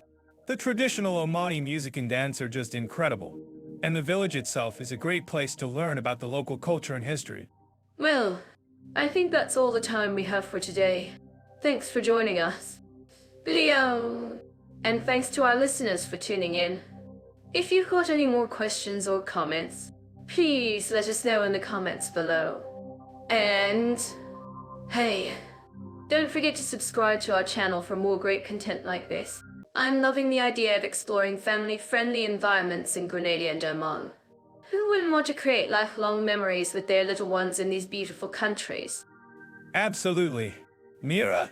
And speaking of beautiful countries, Grenada is known as a spice island with its lush rainforests, stunning beaches, and vibrant culture. What's not to love? Exactly. And I think that's what makes Grenada such a great destination for families. There are so many activities that cater to kids, from snorkeling and swimming to hiking and exploring the island's rich history. That's so true, Mira. And I've heard that the Grand Anse Beach in Grenada is perfect for families with young children. It's got calm waters, soft sand, and a playground nearby. Oh, I've heard that too. And it's great to know that the beach is patrolled by lifeguards during peak season, so parents can relax while their kids play. But what about Oman? Leo? What family-friendly activities can we expect to find there? Well, Mira, Oman has a lot to offer when it comes to family-friendly activities. For one, the country has a rich cultural heritage, and families can learn about it through various museums and cultural centers. That's fantastic. I've heard that the National Museum of Oman is a must-visit for families. It's got interactive exhibits that showcase the country's history and traditions. Exactly. And it's great that the museum offers activities and workshops for kids, so they can learn about Oman's rich heritage in a fun and engaging way. I'm sure our listeners living in Oman would agree that the country's natural beauty is also a major draw for families. With its stunning deserts, majestic mountains, and beautiful coastlines, there's no shortage of outdoor activities to enjoy. Absolutely. Mira. And I've heard that the Wadi Shab in Oman is a popular destination for families with kids. It's got crystal clear waters, waterfalls, and hiking trails that are perfect for exploring. That sounds amazing. And I've also heard that family-friendly resorts that cater to kids, with activities like kids clubs, water parks, and playgrounds. That's right, Mira. And I think it's great that these resorts offer a range of activities that cater to different ages and interests, so families can find something that suits their needs. I'm sure our listeners would love to know more about the cultural festivals and events that take place in Grenada and Oman. Can you tell us a bit about those? Leo? Well, Mira, Grenada has a number of cultural festivals throughout the year, including the Grenada Carnival and the Spice Island Festival. They sound like so much fun. And I've heard that the Grenada Carnival is a major event that celebrates the country's culture and heritage with music, dance, and costumes. Exactly. Mira, and Oman also has a number of cultural festivals and events, including the Muscat Festival and the Oman Summer Festival. Oh, I've heard of the Muscat Festival. It's a great way for families to experience Oman's rich cultural heritage, with music, dance, and traditional food. That's right, Mira. And I think it's great that both Grenada and Oman offer such a range of cultural activities and events that cater to families. I'm curious, Leo, have you ever been to a cultural festival in Grenada or Oman? What was your experience like? Well, Mira, I actually attended the Muscat Festival in Oman, and it was an amazing experience. The music, dance, and food were all incredible, and I got to learn so much about Oman's culture and heritage. That sounds fantastic. And I'm sure our listeners would love to know more about the food in Grenada and Oman. Can you tell us a bit about that? Leo? Well, Mira, both Grenada and Oman have a delicious range of traditional foods that are perfect for families. In Grenada, you can find dishes like jerk chicken and fish, while in Oman, you can enjoy dishes like shawarma and makbuz. That sounds so good. And I've heard that both countries also have a range of family-friendly restaurants that cater to kids. That's right, Mira. And I think it's great that both countries offer such a range of options for families, from traditional food to international cuisine. I'm sure our listeners would agree that family-friendly environments and activities are essential for creating lifelong memories with their kids. And I think Grenada and Oman are both great destinations for families to explore. Absolutely, Mira. And I think it's great that both countries offer such a range of activities and attractions that cater to families, from beaches and waterfalls to museums and cultural festivals. Well, let's stop it. I'm sure our listeners have learned a lot about the family-friendly environments and activities in Grenada and Oman. Yes, and I'm sure they'll be eager to plan their next family vacation in one of these amazing countries. Don't forget to like and subscribe to our channel for more exciting topics and destinations. And if you have any comments or suggestions, please let us know in the comments section below. Thanks for tuning in, everyone, and we'll see you in the next episode. I'm curious, Leo, how would you describe the LGBT-friendly atmosphere in Grenada? Have you had a chance to experience it firsthand? Well, yeah, Grenada is a small island nation, and while it's not as well known for its LGBT scene as some other Caribbean islands, I've heard it's been making strides in recent years. I've seen some great stories about the local community coming together to support each other. That's wonderful to hear. Leo, and I'm sure our listeners living in Grenada would agree that it's a beautiful island with a rich culture. I've also heard that the island has a thriving expat community, which can sometimes be a great source of support for LGBT individuals. Exactly. Mira. And Grenada's got a lot to offer in terms of natural beauty, from the stunning beaches to the lush rainforests. But I'm curious, what do you think about Oman's approach to LGBT rights? Oman. It's a fascinating country with a rich history and culture. And while it's not necessarily known for its LGBT-friendly atmosphere, I've heard that the government has been making some efforts to improve the situation. That's true. Mira, Oman has a reputation for being a bit more conservative than some of its Gulf neighbors. But at the same time, it's also a country that's trying to modernize and open up to the world. I've seen some great stories about the local community coming together to support LGBT individuals. I agree. Leo. And I think it's great that Oman is taking steps to improve the situation.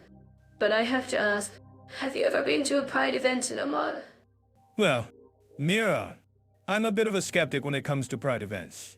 But I have to say that I've heard great things about the ones they have in Oman. They're definitely a lot more low-key than some of the bigger events in other countries. Fair enough.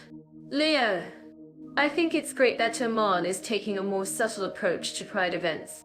But I'm curious, what do you think about the role of social media in promoting LGBT awareness and acceptance in both countries? Social media. It's a powerful tool. That's for sure. And I think it's great that both Grenada and Oman are using social media to raise awareness and promote acceptance. Exactly. Leo? And I think it's also great that both countries are recognizing the importance of inclusivity and diversity. But I have to ask, what do you think about the challenges that LGBT individuals face in both countries? Well, Mira, I think it's no secret that both Grenada and Oman have their challenges when it comes to LGBT rights. But at the same time, I think it's great that both countries are taking steps to improve the situation. I agree. Leo. And I think it's also great that both countries are recognizing the importance of supporting LGBT individuals. But I'm curious, what do you think about the impact of tourism on the LGBT community in both countries? Tourism. It's a complex issue, that's for sure. But I think it's great that both Grenada and Oman are recognizing the importance of catering to the LGBT tourist market. Exactly. Leo. And I think it's also great that both countries are taking steps to promote LGBT-friendly tourism. But I have to ask, what do you think about the role of education in promoting LGBT awareness and acceptance in both countries? Education. It's a vital part of promoting awareness and acceptance. That's for sure. And I think it's great that both Grenada and Oman are recognizing the importance of educating people about LGBT issues. I agree. And I think it's also great that both countries are taking steps to promote education and awareness. But I'm curious, what do you think about the challenges that LGBT individuals face in both countries when it comes to accessing healthcare and other essential services?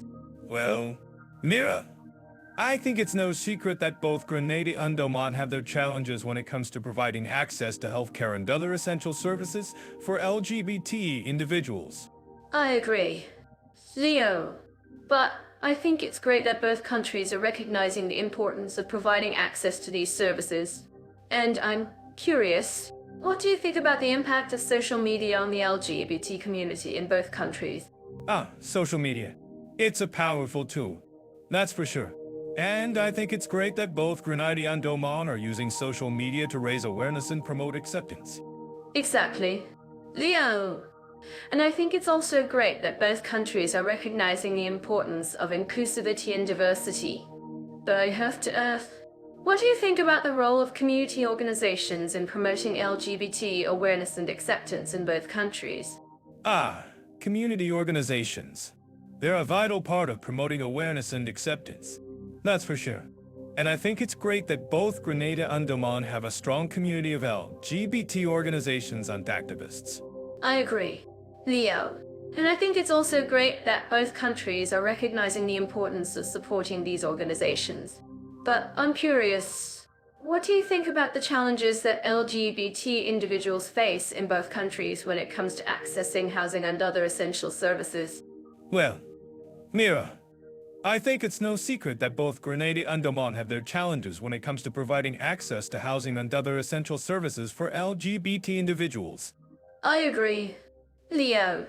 But I think it's great that both countries are recognizing the importance of providing access to these services.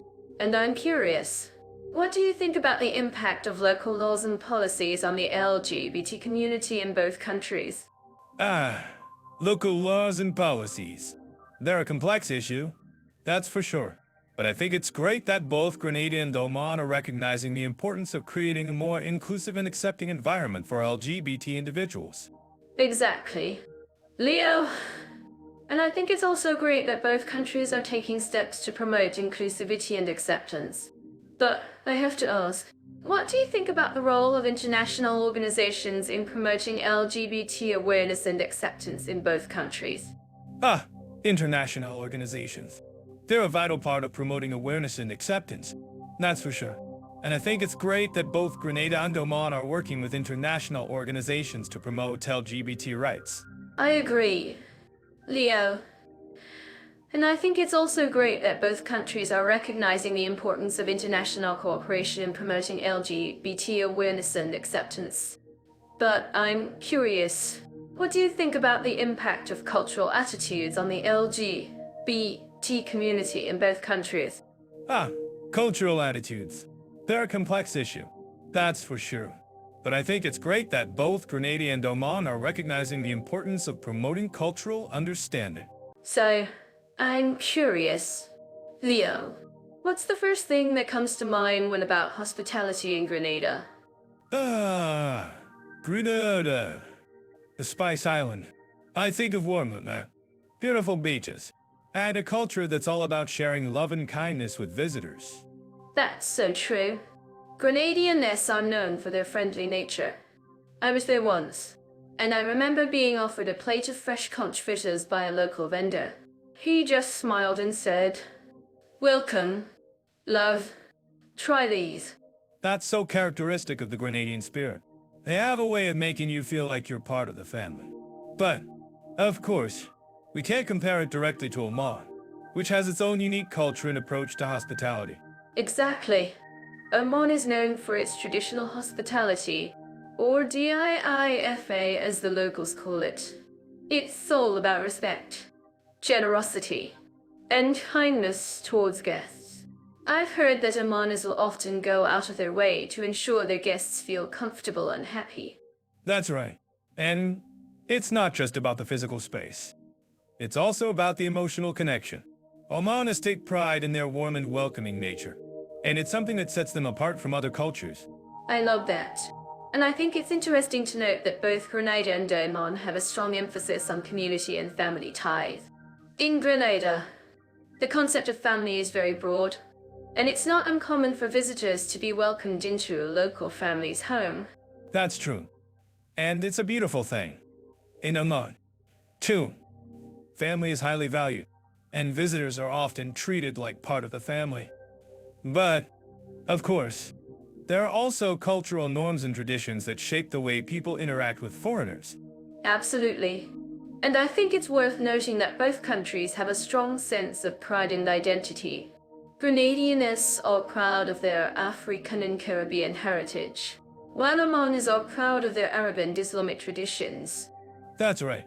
And it's this pride that makes their hospitality so special. When you visit a country and feel like you're being welcomed with open arms, it's a truly magical experience. I completely agree. And I think it's also worth mentioning that both countries have a growing expat community, with many foreigners living and working in Grenada and Oman. Yes. And it's interesting to see how these expats adapt to the local culture and contribute to the community in their own way. But, of course, it's not always easy. and there can be challenges and cultural misunderstandings along the way. That's true, and it's something that we'll definitely explore in more depth as we continue our conversation. But for now, I'd love to hear from our listeners. If you're living in Grenada or Oman, or if you visited either of these countries, please share your experiences and insights with us in the comments. And if you're curious about what our listeners think about this, please let us know in the comments as well. We love to hear your thoughts and continue the conversation. And finally, I have to ask, Leo, what's the most memorable hospitality experience you've had in either Grenada or Oman? Oh, that's a tough one. But I think it was when I visited a local Omani family and was treated to a traditional dinner of makbuz and falafel. The warmth and kindness of the family were really unforgettable. That sounds amazing. And I'm sure our listeners would love to hear more about your experiences in Grenada and Oman. Thanks for sharing. And we'll continue the conversation in our next episode. Hey, let's dive into the digital world of Grenada and Oman. Both countries have made significant strides in internet infrastructure and digital facilities, making them attractive destinations for tech-savvy travelers and digital nomads. I'm to explore the tech scene in both countries.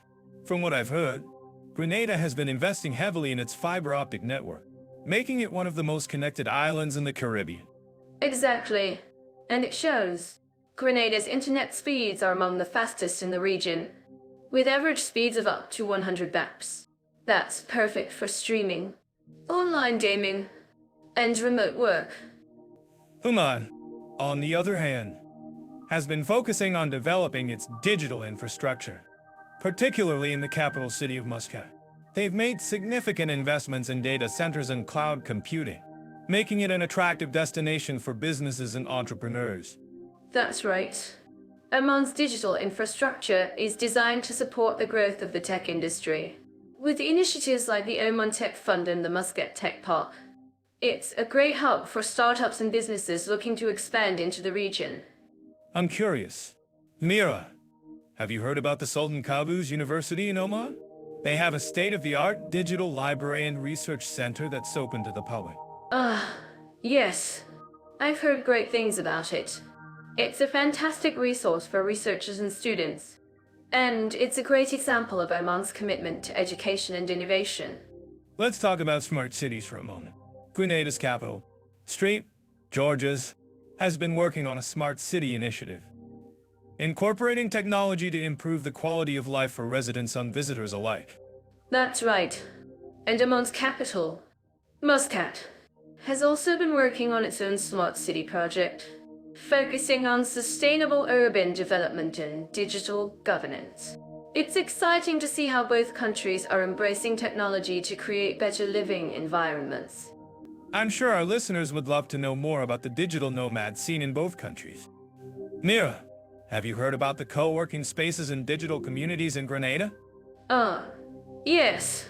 Grenada has a thriving digital nomad community, with several co-working spaces and cafes that offer high-speed internet in a collaborative environment. It's a great place for remote workers and digital nomads to connect and share ideas. Oman also has a growing digital nomad community, with co-working spaces and communities like the Oman Digital Nomad Community. It's a great resource for expats and digital nomads looking to connect with like-minded individuals. I'm curious. Leo, have you heard about the digital literacy programs in Grenada? They're working to improve digital skills among the local population, particularly in rural areas. Yes, I've heard about it. It's a great initiative to ensure that everyone has access to digital skills and literacy. Oman also has similar programs, focusing on digital skills training and education. Let's talk about e-commerce and online shopping for a moment.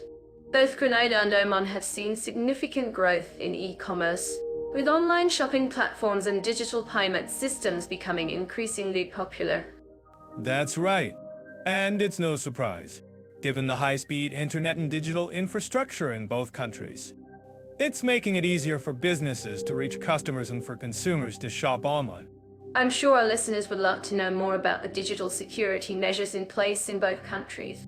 Have you heard about the cybercustody initiatives in Grenada? Yes. Grenada has been working on implementing robust cyber custodial measures to protect against cyber threats and ensure the security of online transactions. Oman also has similar initiatives in place. I'm sure our listeners would also love to know more about the digital tourism initiatives in both countries. Mira, have you heard about the digital tourism projects in Grenada? Yes. Grenada has been working on digital tourism initiatives, including online platforms and digital marketing campaigns to promote the island's tourism industry. Oman also has similar initiatives, focusing on digital marketing and online promotion of its tourism sector. Well, it looks like both Grenada and Oman are making significant strides in internet infrastructure and digital facilities. It's exciting to see how technology is transforming the way people live, work, and travel in both countries. Absolutely. Leo! And it's great to see how both countries are embracing innovation and digitalization to create better living environments and economic opportunities. I'm sure our listeners would agree with us that both Grenada and Oman are great destinations for tech-savvy travelers and digital nomads. And if you're a digital nomad or a tech enthusiast, be sure to check out the digital communities and co-working spaces in both countries. Thanks for joining us on this journey through the digital landscapes of Grenada and Oman. We hope you've enjoyed learning about the internet infrastructure and digital facilities in both countries. And don't forget to share your thoughts and experiences with us in the comments. We'd love to hear from you. Hey, have you guys ever been to a shopping festival where you can find everything from local handicrafts to high-end designer goods? I recently visited a market in Grenada, and it was like a treasure hunt. That sounds amazing. I've heard of Grenada's markets, but I've only been to the one in St. George's. I'm curious, what was your favorite find there? Oh, I found this beautiful hand-made wooden jewelry box with intricate carvings. It was so unique and reasonably priced. I'm sure our listeners living in Grenada would agree that their markets are a great place to find one-of-a-kind souvenirs. That sounds incredible. I'm actually curious about what our listeners think about shopping in Grenada.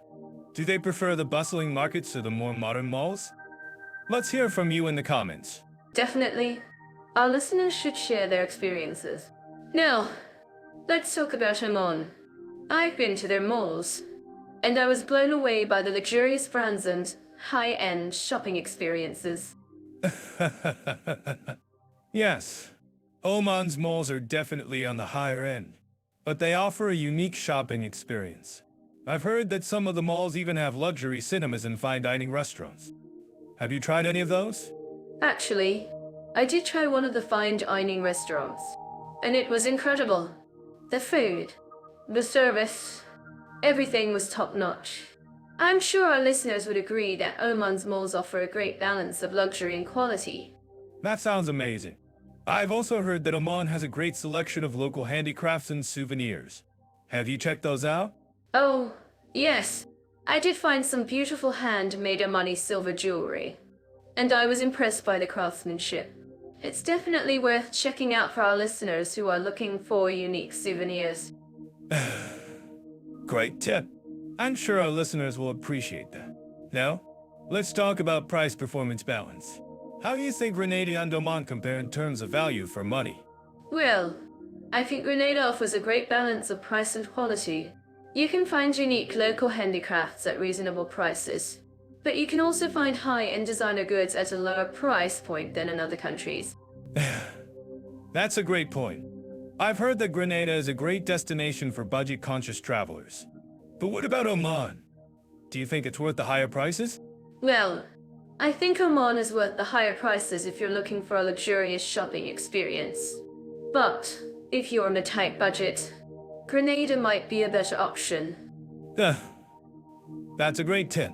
I'm sure our listeners will appreciate that. Now, let's talk about the shopping scene in both countries.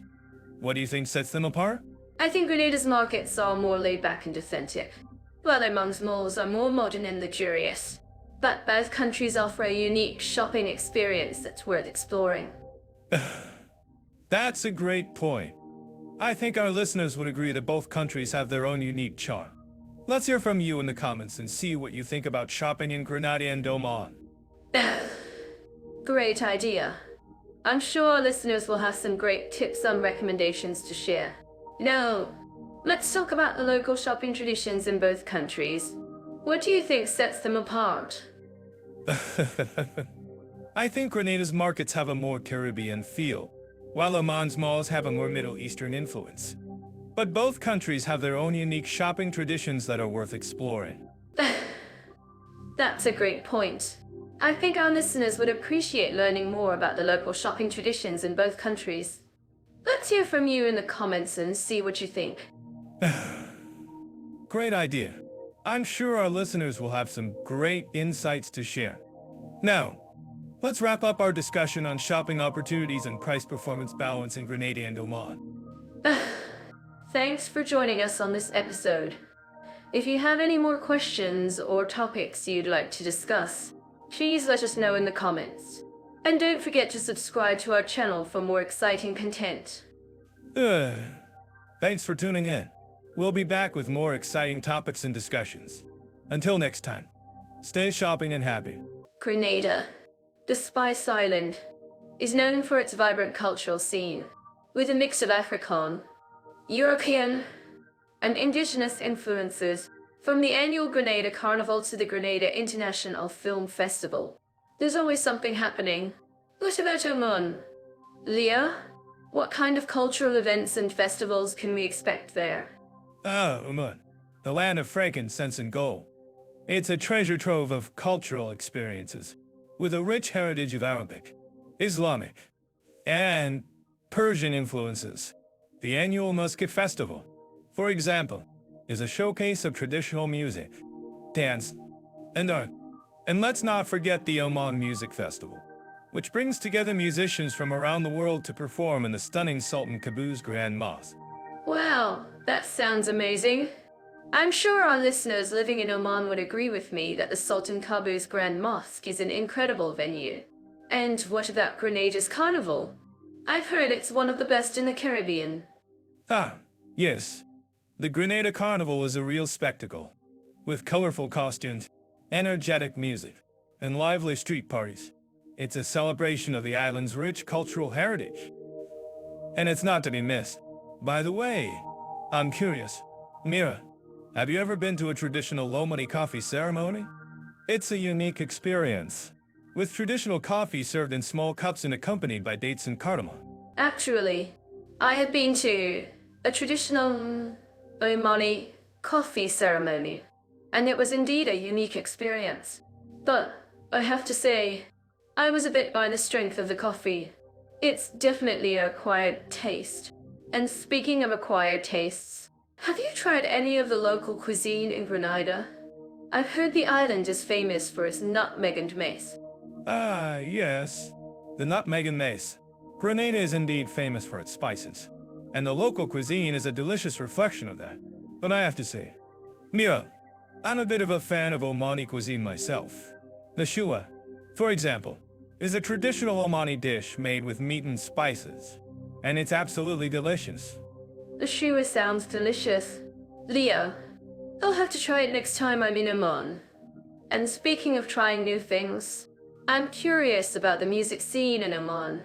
I've heard that traditional Omani music is a blend of Arabic and Persian influences, but I'd love to know more about it. Yes. The music scene in Oman is definitely worth exploring. Traditional Omani music is a unique blend of Arabic and Persian influences, with a strong emphasis on percussion and stringed instruments. And in addition to traditional music, Oman has a thriving contemporary music scene, with many local musicians and bands performing in venues like the Sultan Qaboos Grand Mosque. That sounds amazing.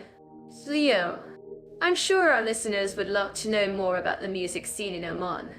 And speaking of music, have you heard about the Grenada International Music Festival? It's a celebration of the island's rich musical heritage, with performances by local and international musicians. Yes. The Grenada International Music Festival is a wonderful event. Mira, and I'm sure our listeners would agree with me that it's a great way to experience the island's rich cultural heritage. These insights could have been possible without Jet Off, by referring to cultural trends.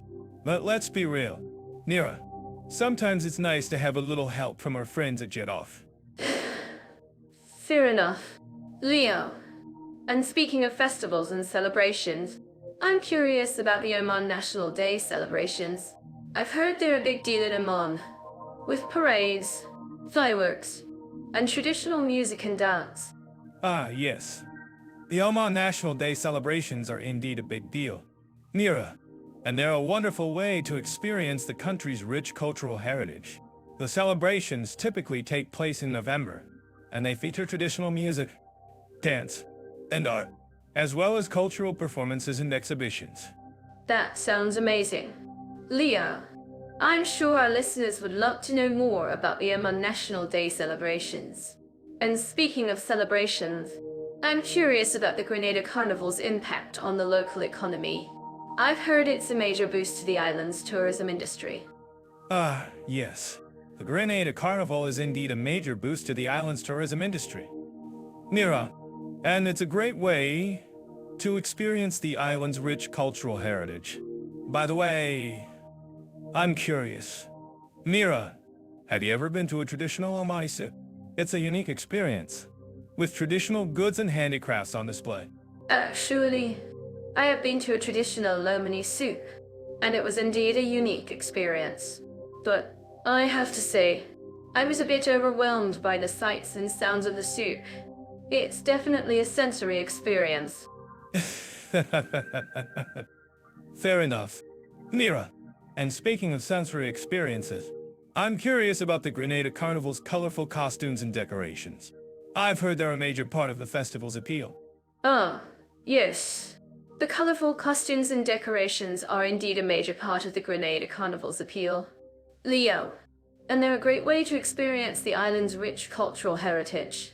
These costumes and decorations are truly works of art, with intricate designs and patterns. That's true.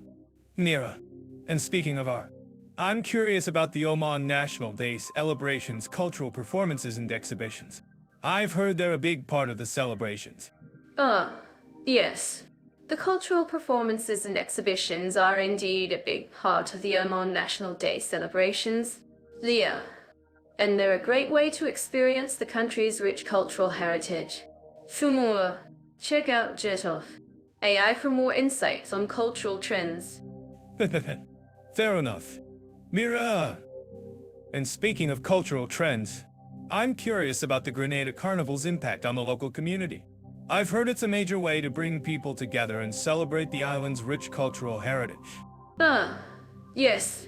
The Grenada Carnival is indeed a major way to bring people together and celebrate the island's rich cultural heritage.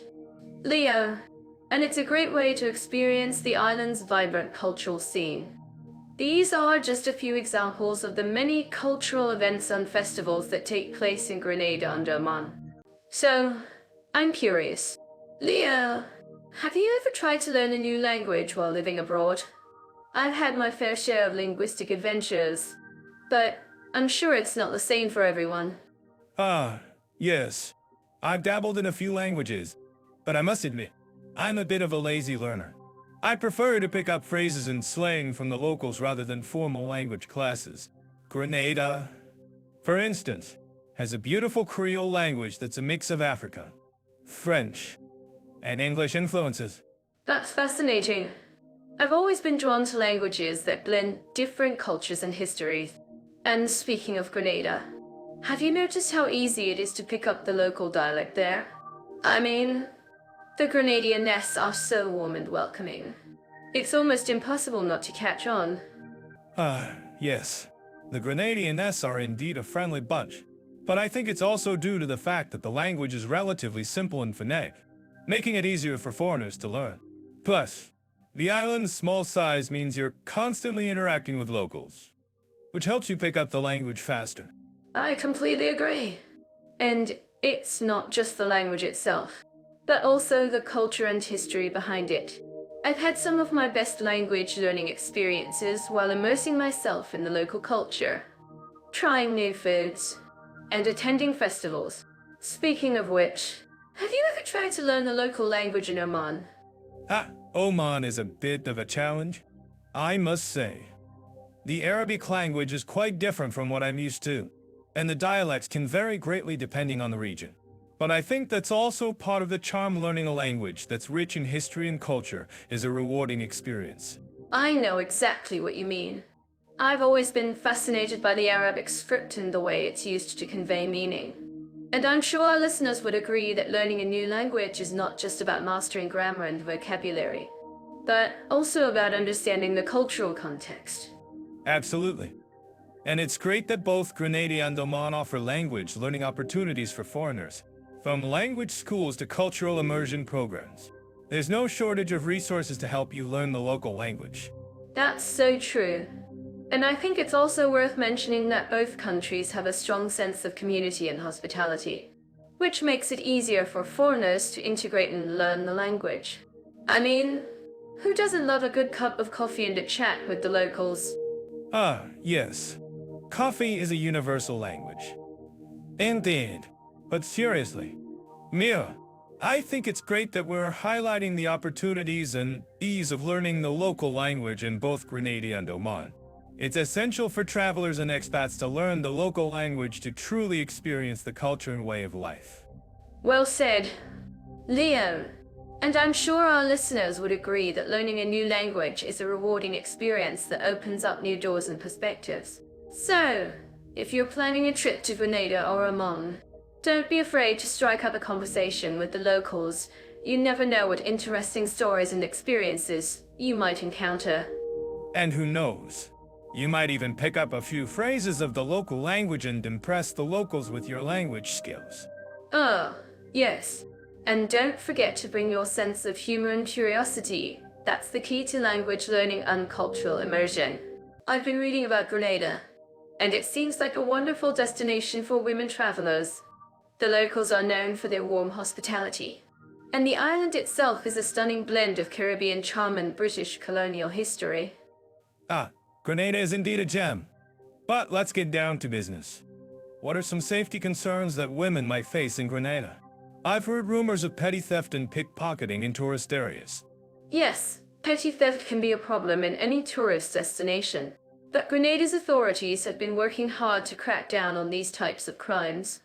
In fact, the island has a dedicated police unit for tourist safety, which is a great initiative. That's reassuring to hear. And what about cultural attitudes towards women? Are they generally welcoming and respectful?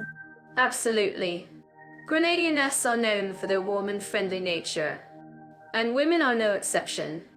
In fact, the island has a strong tradition of female empowerment, with many women playing important roles in the community.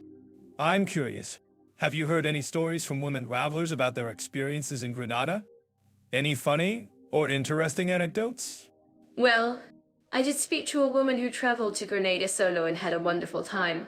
She said that the locals were so friendly and welcoming that she felt like she was part of the community. And get this, she even got invited to a traditional Grenadian cooking class. That sounds like an amazing experience. And I'm sure our listeners would love to hear more about Grenada's cuisine.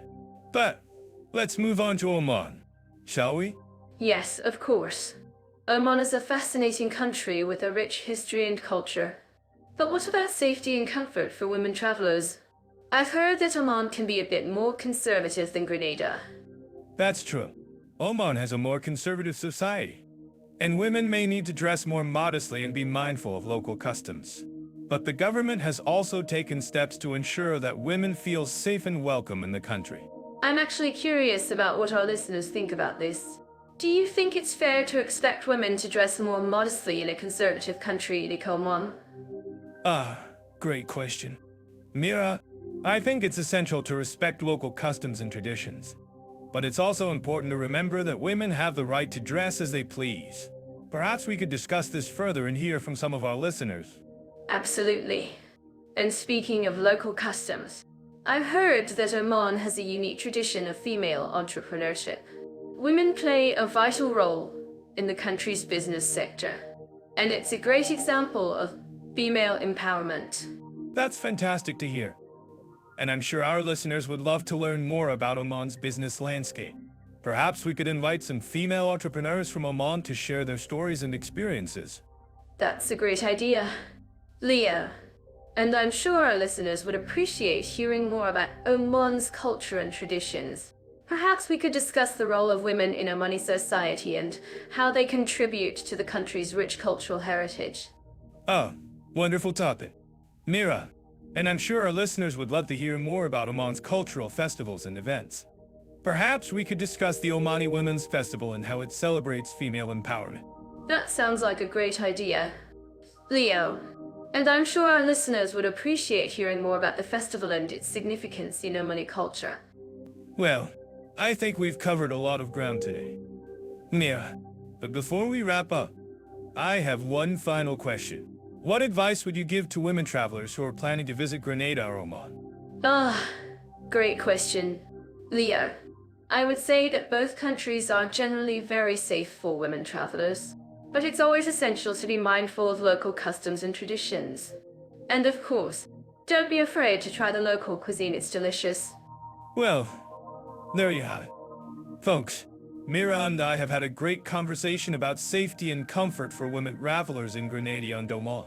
And we hope that our listeners have enjoyed this discussion as much as we have. And don't forget to check out our next episode, where we'll be discussing another fascinating topic related to travel and culture.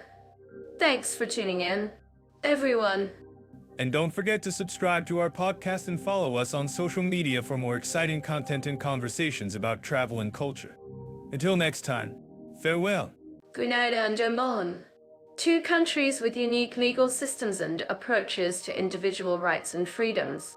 Grenada, being a Commonwealth country, has a system heavily influenced by British law, while Oman, being an Islamic state, has a system based on Sharia law. That's an interesting comparison. Grenada's legal system is a mix of common law and civil law, with a strong emphasis on protecting individual rights and freedoms. Oman, on the other hand, has a more complex system that blends Sharia law with modern civil law. I'm curious. Leo, have you ever had to navigate the legal system in either of these countries? What was your experience like?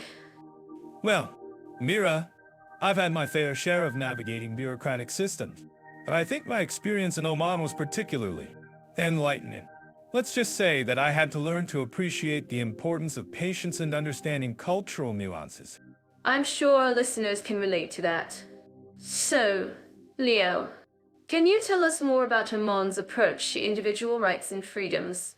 How does Sharia law impact the legal system? Yes. Sharia law provides a framework for many aspects of Omani life, including personal rights and freedoms. However, it's worth noting that Oman has also made significant efforts to modernize its legal system and protect individual rights, particularly in areas such as human rights and women's rights. That's fascinating. I'm actually curious about what our listeners think about this. Do you think that blending Sharia law with modern civil law is a successful approach to balancing individual rights and freedoms? Well, Mira, I think that's a question for our listeners to decide. But I do think that Oman's approach has its strengths and weaknesses. For example, in areas such as education and healthcare, Oman's system has been successful in providing high-quality services to its citizens. I agree. And Grenada, on the other hand, has a more robust system of individual rights and freedoms, thanks to its history as a British colony. But how does Grenada's system compare to Oman's in terms of protecting human rights? That's a great question. Mira, Grenada's system has a strong emphasis on protecting human rights, particularly in areas such as freedom of speech and assembly.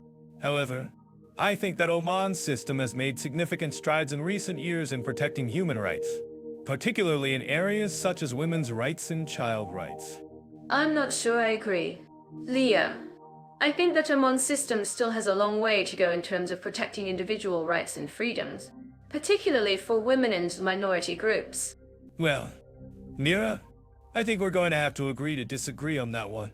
But I do think that both countries have their strengths and weaknesses when it comes to individual rights and freedoms. I suppose we'll just have to leave it to our listeners to decide. But, in the meantime, I'd love to hear from our listeners who have experience living in Ada or Oman. What are your thoughts on the legal systems in these countries? Mira, I think we're going to have to leave that for another podcast episode. But for now, let's just say that both countries have their unique approaches to individual rights and freedoms, and it's up to us to understand and respect those differences. Well, there you have it. Folks, thanks for tuning into this episode of our podcast. Don't forget to subscribe and follow us on social media for more episodes and discussions on topics like this. And don't forget to leave your thoughts in the comments below. We'd love to hear from you. And if you're living in Grenada or Oman, or have experience with the legal systems in these countries, please share your stories and insights with us. We'd love to hear from you. And finally, I'd like to say that I'm actually curious about what our listeners think about this topic. Do you think that Grenada and Oman have different approaches to individual rights and freedoms? And if so, what do you think are the strengths and weaknesses of each system? Well, Leo, I think we're going to have to leave that for another podcast episode. But for now, let's just say that it's been a pleasure discussing this topic with you. And I think we've just scratched the surface of this topic. But I'm to continue the conversation in future episodes. Well, there you have it. Folks, thanks for tuning into this episode of our podcast. Don't forget to subscribe and follow us on social media for more episodes and discussions on topics like this. And don't forget to leave your thoughts in the comments below. We'd love to hear from you. And if you're living in Grenada or Oman, or have experience with the legal systems in these countries, please share your stories and insights with us. We'd love to hear from you. And finally, I'd like to say that I'm actually curious about what our listeners think about this topic. Do you think that Grenada and Oman have different approaches to individual rights and freedoms? And if so, what do you think are the strengths and weaknesses of each system? Well, Leo, I think we're going to have to leave that for another podcast episode. But for now, let's just say that it's been a pleasure discussing this topic with you. And I think we've just scratched the surface of this topic. But I'm to continue the conversation in future episodes. Well, there you have it. Folks, thanks for tuning into this episode of our podcast. Don't forget to subscribe and follow us on social media for more episodes and discussions on topics like this. And don't forget to leave your thoughts in the comments below. We'd love to hear from you. And if you're living in Grenada or Oman, or have experience with the legal systems in these countries, please share your stories and insights with us. We'd love to hear from you. And finally, I'd like to say that I'm actually curious about what our listeners think about this topic. Do you think that Grenada and Oman have different approaches to individual rights and freedoms? And if so, what do you think are the strengths and weaknesses of each system? Well, Leo, I think we're going to have to leave that for another podcast episode. But for now, let's just say that it's been a pleasure discussing this topic with you. And I think we've just scratched the surface of this. I'm convinced that Grenada and Oman are the perfect destinations for those seeking a relaxing getaway. Both countries have a unique blend of natural beauty and cultural heritage that promotes a balanced lifestyle. Let's start with Grenada, where the lush greenery and crystal clear waters create a serene atmosphere. Ah, yes. Grenada is indeed a gem. I've visited the famous Grand Anse Beach, and it's a must-see for any beach lover. The island's lush vegetation and stunning waterfalls also make it an ideal destination for nature enthusiasts. But, Mira, I have to ask, what's the best way to experience the local culture in Grenada? Oh, that's a great question. Leo, I think the best way to experience Grenadian culture is to visit the local markets and try some of the delicious street food. The spices and flavors are incredible, and you can find everything from traditional Caribbean dishes to fresh fruits and vegetables. My stomach's growling just about it. And I'm sure our listeners would agree that trying local cuisine is a great way to immerse oneself in the culture. But, Mira, let's talk about the spa scene in Grenada. I've heard that the island is home to some of the best spas in the Caribbean. Ah, yes. Grenada has a plethora of spas and wellness centers that offer everything from massages and facials to yoga and meditation. Some of the most popular spas include the Spice Island Beach Resort Spa and the Calavish Luxury Boutique Hotel Spa. And, of course, no trip to Grenada would be complete without a visit to the famous mud baths at Concord Falls. Whoa, my dance. That sounds like a unique experience. I'm curious. Mira, what's the story behind these mud bands? And are they, muddy? Ah, yes. They can be a bit muddy. But, seriously, the mud baths at Concord Falls are a natural wonder that's been used for centuries by the locals. The mud is rich in minerals and is believed to have healing properties. Wow, that's fascinating. And I'm sure our listeners would love to know more about the wellness scene in Oman. I've heard that the country has a strong emphasis on traditional medicine and holistic practices. Ah, yes. Oman is a treasure trove of traditional medicine and wellness practices. From the ancient art of aromatherapy to the use of natural herbs and spices, Oman has a rich cultural heritage that promotes a balanced lifestyle. And, of course, no trip to Oman would be complete without a visit to the famous Al Jalali Fort. Al Jalali Fort. I've heard of that. It's one of the most impressive forts in the region. But, Mira, what about the spa scene in Oman? I've heard that the country has some of the most luxurious spas in the world. Ah, yes. Oman has some of the most luxurious spas in the world. And they offer everything from traditional Arabic massages to modern spa treatments. Some of the most popular spas include the Muscat Grand Mall Spa and the Cherry Muscat Spa. Wow, that sounds incredible. And I'm sure our listeners would love to know more about the wellness practices in Oman. I've heard that the country has a strong emphasis on traditional Arabic medicine. Ah, yes. Oman has a rich cultural heritage that promotes a balanced lifestyle. From the use of natural herbs and spices to the practice of aromatherapy, Oman has a unique approach to wellness that's worth exploring. And, of course, no trip to Oman would be complete without a visit to the famous Wadi Tiwi. Wadi Tiwi? I've heard of that. It's one of the most beautiful valleys in the region. But, Mira, what about the local culture in Oman? I've heard that the country has a strong emphasis on hospitality. Ah, yes. Oman is known for its warm hospitality, and visitors are often greeted with traditional Arabic coffee and dates. The local culture is also rich in tradition and heritage, and visitors can experience this firsthand by attending a traditional Arabic wedding or by visiting the famous Muscat soup. Wow, that sounds incredible.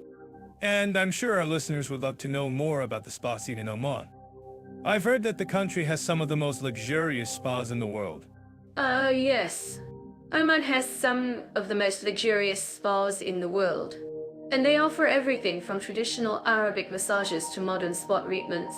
Some of the most popular spas include the Muscat Grand Mall Spa and the Cherry Muscat Spa. Well, there you have it. Folks, both Grenada and Oman offer a unique blend of natural beauty, cultural heritage, and wellness practices that promote a balanced lifestyle. Whether you're looking for a relaxing getaway or a chance to immerse yourself in local culture, both countries are definitely worth visiting. And don't forget to try the local cuisine. The spices and flavors are incredible, and you can find everything from traditional Caribbean dishes to fresh fruits and vegetables. So, when it comes to spirituality in Grenada, I've noticed that the island is home to a diverse range of faiths, including Christianity, Islam, Hinduism, and Buddhism. It's really beautiful to see how people from different backgrounds come together to celebrate their faith.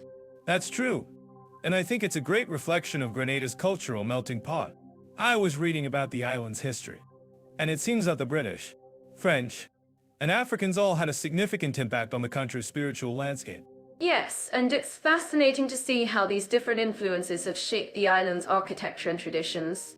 For example, the St. George's Cathedral is a stunning example of Gothic revival architecture, but it's also adorned with intricate carvings and symbols that reflect the island's Accommodation heritage. Wow, I can see why you'd be drawn to that. And speaking of traditions, I've heard that Grenada has a strong emphasis on community and family.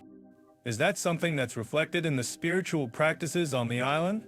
Absolutely.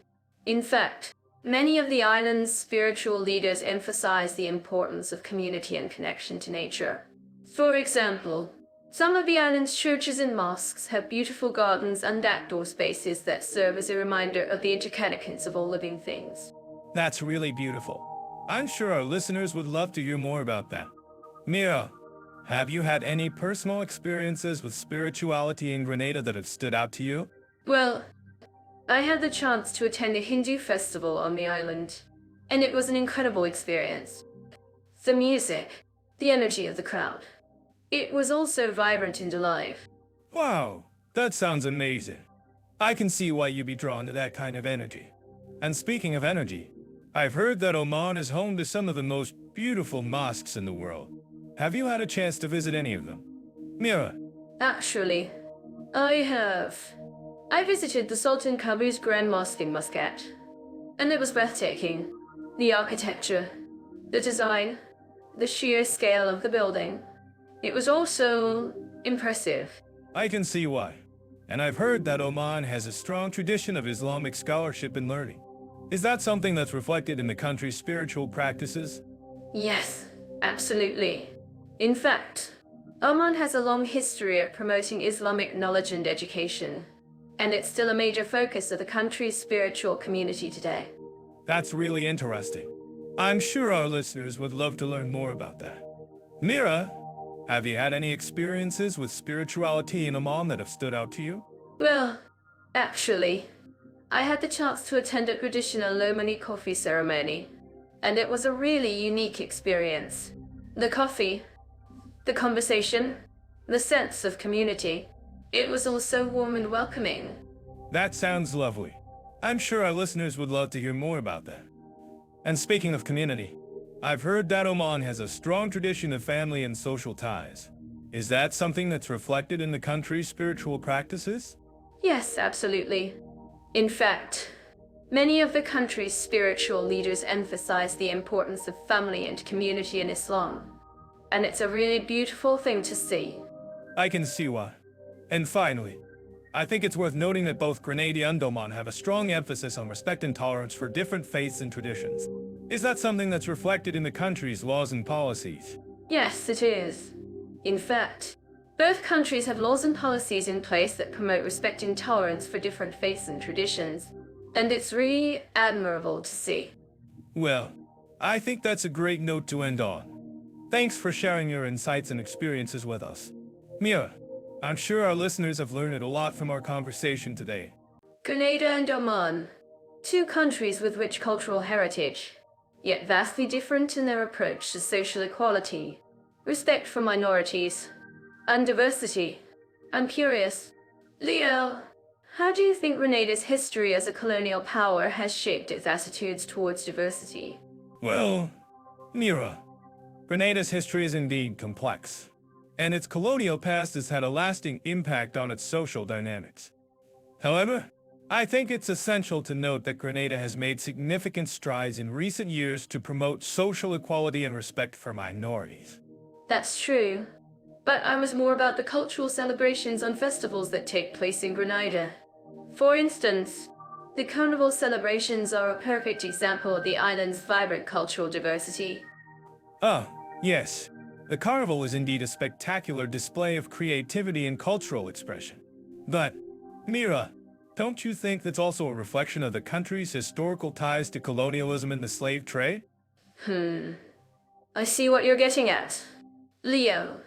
But I think it's also worth noting that the Carnival has evolved over time to become a celebration of Grenadian culture and identity, rather than just a relic of its colonial past. I agree. But it's also important to acknowledge the ongoing struggles of the indigenous people of Grenada, the Karens, who have been marginalized for centuries. Their voices and perspectives need to be amplified and respected. Absolutely. Leo, and speaking of indigenous people, I'm curious about the situation in Oman.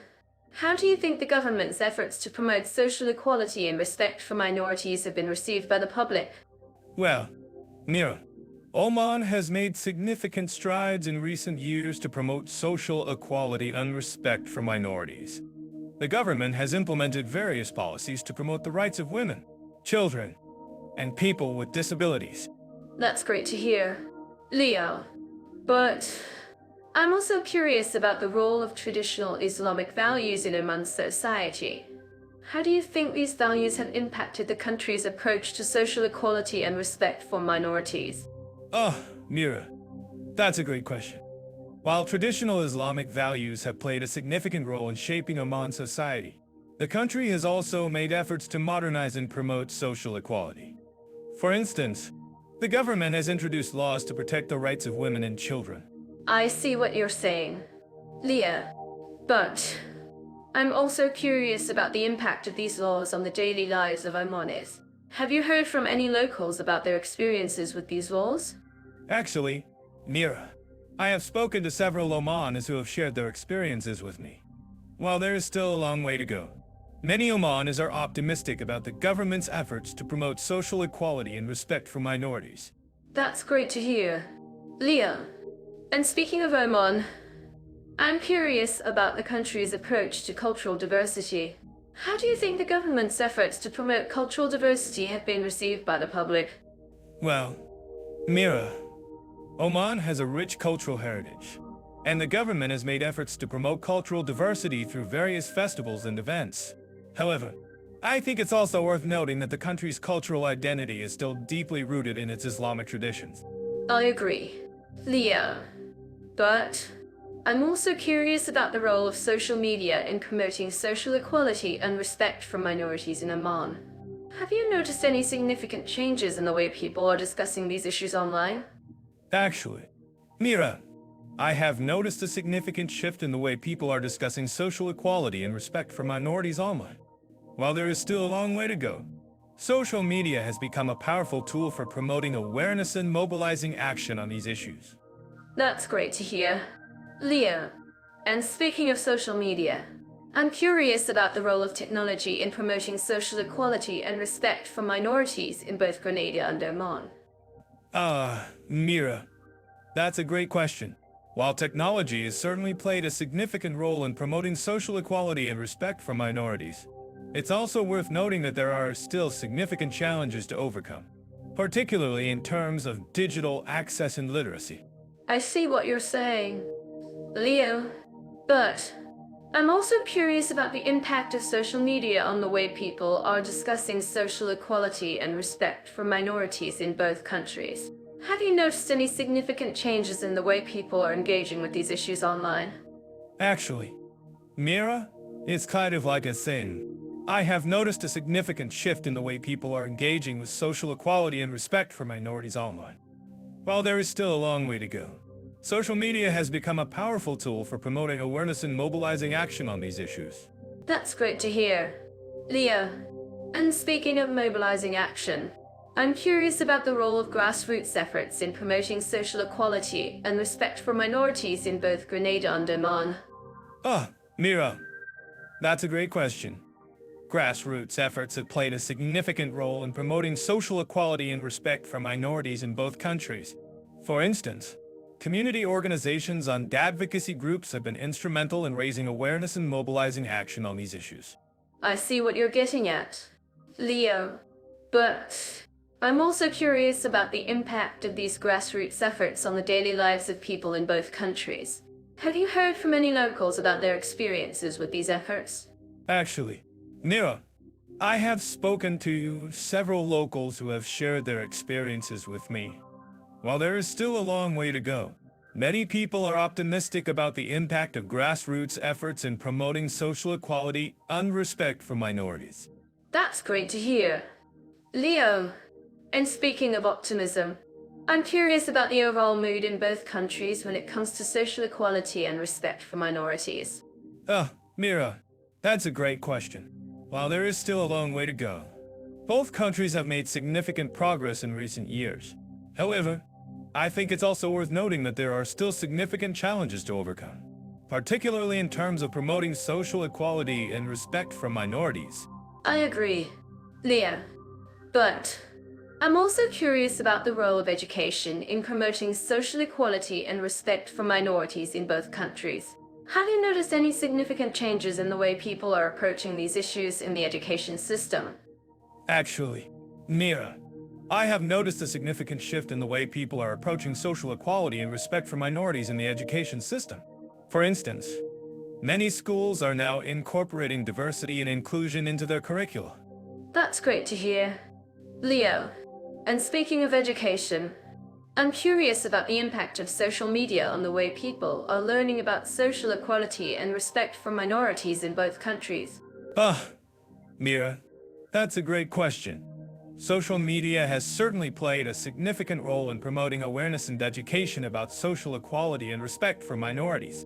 However, I think it's also worth noting that there are still significant challenges to overcome, particularly in terms of promoting digital literacy and access. So, let's talk about taxation in Grenada.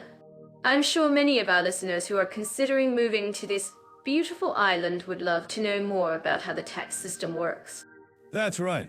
Mira, Grenada's tax structure is quite straightforward, with a tax rate ranging from 20% to 40%.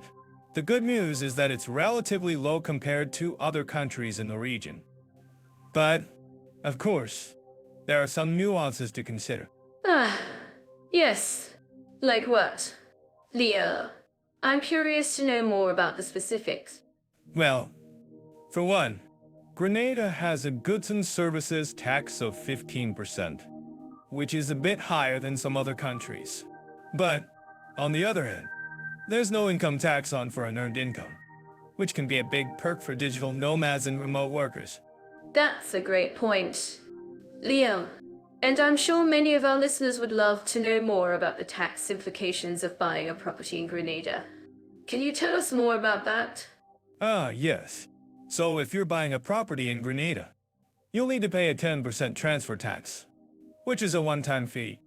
But if you're a non-resident, you'll also need to pay a 5% tax on the sale of the property. Okay, got it. And what about retirement in Grenada? I'm sure many of our listeners are wondering about the pension plans and social safety nets available to retirees. Yes. Grenada has a national insurance scheme that provides a range of benefits to workers, including retirement pensions. But, unfortunately, the scheme is only available to workers who have contributed to it for at least 5 years. Okay, that makes sense. And what about Oman? How does the tax system compare to Grenada's? Well, Oman has a more complex tax system, with a range of taxes including income tax, corporate tax, and customs duties. But the good news is that Oman has a 0% tax rate for foreign earned income, which can be a big perk for expats and digital nomads. That's great to hear. Leo, and what about retirement in Oman? Are there any pension plans or social safety nets available to retirees? Yes. Oman has a public authority for social insurance that provides a range of benefits to workers, including retirement pensions. And, unlike Grenada, PASISI is available to all workers, regardless of how long they've contributed. Okay, that's a big difference between the two countries. I'm sure many of our listeners would love to know more about the social safety nets available to immigrants in both countries. Yes. Both Grenada and Oman have a range of social safety nets in place, including healthcare, education, and housing support. But Oman's social safety net is more comprehensive, with a range of benefits available to workers and their families. Okay, got it. And finally, what advice would you give to our listeners who are considering moving to either Grenada or Oman? Yes. My advice would be to do your research and understand the tax implications of moving to either country. And, of course, make sure you have a solid understanding of the pension plans and social safety nets available to you. That's great advice. Leo! And I'm sure many of our listeners would love to know more about the cultural differences between the two countries. Can you tell us more about that? Yes. Grenada has a more laid-back and Caribbean vibe, while Oman has a more traditional and Middle Eastern culture. But both countries are known for their warm hospitality and welcoming nature. That's great to hear. Leo? And I'm sure many of our listeners would love to know more about the cost of living in both countries. Can you tell us more about that? Yes. The cost of living in Grenada is generally lower than in Oman, with a range of affordable housing options available. But Oman has a more developed infrastructure and a wider range of amenities, including shopping malls and restaurants. Okay, got it. And finally, I'd like to ask our listeners a question. If you're considering moving to either Grenada or Oman, what would be the most important factor for you when making your decision? Yes. I'm sure many of our listeners would agree that the cost of living and the quality of life would be top of their list. But, of course, there are many other factors to consider, including the tax implications and the social safety nets available. That's a great point. And I'm sure many of our listeners would love to know more about the process of obtaining residency in both countries. Can you tell us more about that? Yes. Both Grenada and Oman have a range of residency options available, including temporary and permanent residency. But the process of obtaining residency can be complex, so it's best to consult with a lawyer or immigration expert. Okay, got it. And what about the language requirements for residency in both countries? Do you need to speak the local language to obtain residency? Yes. While it's not strictly necessary to speak the local language, it's highly recommended to have a good understanding of the language and culture to integrate smoothly into society. Okay, that makes sense. And what about the healthcare system in both countries? Is it good? Yes.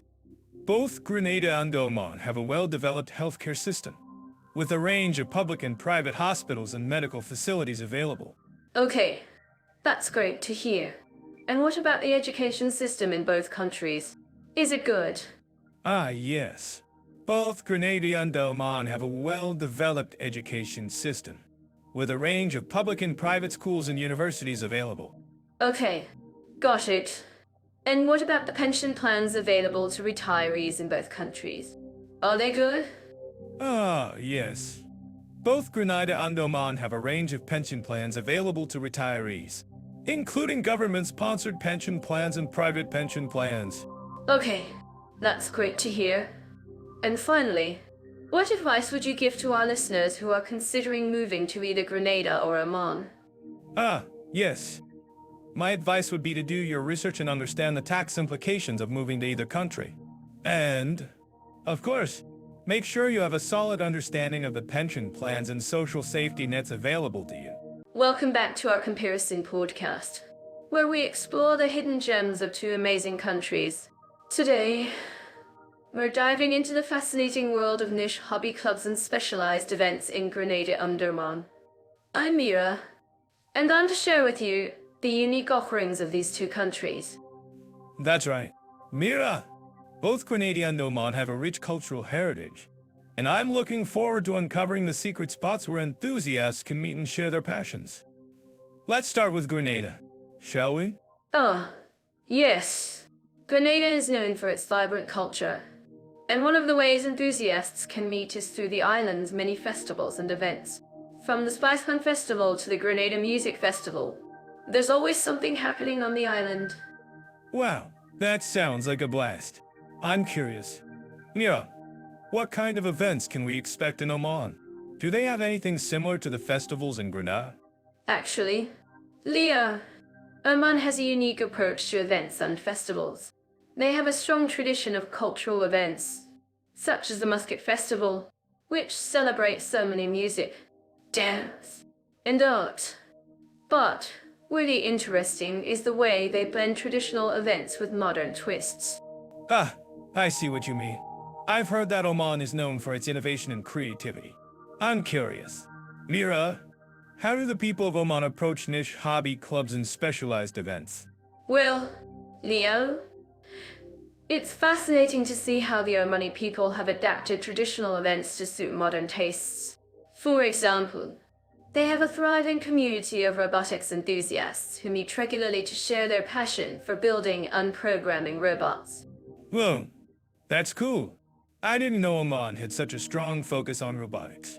I'm sure our listeners would love to know more about this community. Mira, can you tell us more about the robotics community in Oman? Absolutely. Leo, the robotics community in Oman is growing rapidly. And it's not just limited to building and programming robots. They also have a strong focus on education and outreach, with many members participating in competitions and events to showcase their skills. That's amazing. I'm sure our listeners would love to learn more about this community. Mira, what about Grenada? What kind of niche hobby clubs and specialized events can we expect to find on the island? Grenada has a wonderful community of enthusiasts who meet regularly to share their passions. From sailing and snorkeling to birdwatching and hiking. There's something for everyone on the island. Wow, that sounds like a paradise for outdoor enthusiasts. I'm curious. Mira, it's kind of like a theme where it's like, how do the people of Grenada approach community engagement and volunteer work? Well, Leo, the people of Grenada are known for their warm hospitality and community spirit. They have many organizations and initiatives that focus on community engagement and volunteer work, such as the Grenada National Trust, which works to preserve the island's natural and cultural heritage. That's wonderful to hear. I'm sure our listeners would love to learn more about these organizations and initiatives. Mira, can you tell us more about the Grenada National Trust? Absolutely. Leo, the Grenada National Trust is a wonderful organization that works tirelessly to preserve the island's natural and cultural heritage. They have many programs and initiatives that focus on community engagement and volunteer work, including the restoration of historic sites and the protection of endangered species. That's fantastic. I'm sure our listeners would love to learn more about this organization. Mira, what about Oman? What kind of community engagement and volunteer work can we expect to find in the country? Oman has a strong tradition of community engagement and volunteer work. They have many organizations and initiatives that focus on social welfare, education, and environmental conservation, such as the Oman Charitable Society, which works to support vulnerable members of society. Wow, that's impressive. I'm sure our listeners would love to learn more about these organizations and initiatives. Mira, can you tell us more about the Oman Charitable Society? Absolutely. Leo? The Oman Charitable Society is a wonderful organization that works tirelessly to support vulnerable members of society.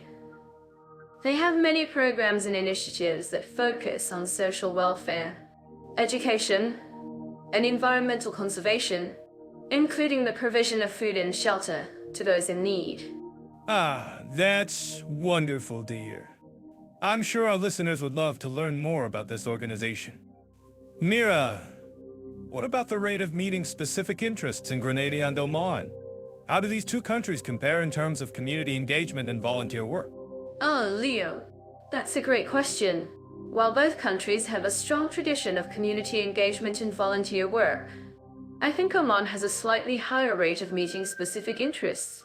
The country has a more developed infrastructure and a stronger focus on innovation and creativity, which makes it easier for enthusiasts to connect and share their passions. I see what you mean. I think you're right. Mira, Oman has a unique approach to community engagement and volunteer work that sets it apart from other countries. But what about Grenada? What can our listeners do to get involved in the island's community and volunteer work? Leo, there are many ways to get involved in Grenada's community and volunteer work, from joining local organizations and initiatives to participating in events and festivals. There's something for everyone on the island. Wow, that sounds like a great way to experience the island's community spirit. I'm sure our listeners would love to know more about this. Mira, can you tell us more about some of the local organizations and initiatives in Grenada? Absolutely. Leo, there are many wonderful organizations and initiatives in Grenada that focus on community engagement and volunteer work, from the Grenada National Trust to the Grenada Red Cross. There's something for everyone. That's wonderful to hear. I'm sure our listeners would love to learn more about these organizations and initiatives. Mira, what about Oman? Can our listeners get involved in the country's community and volunteer work? Leo. Yes. Oman has many organizations and initiatives that welcome volunteers and enthusiasts.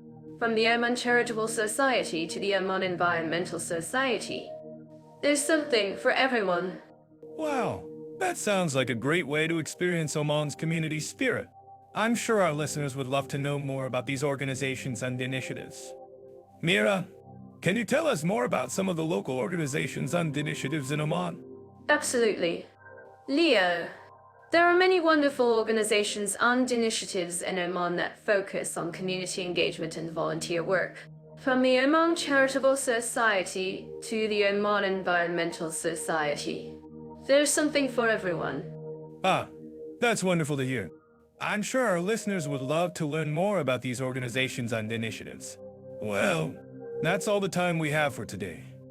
Folks, thank you for joining us on this journey through the fascinating world of niche hobby clubs and specialized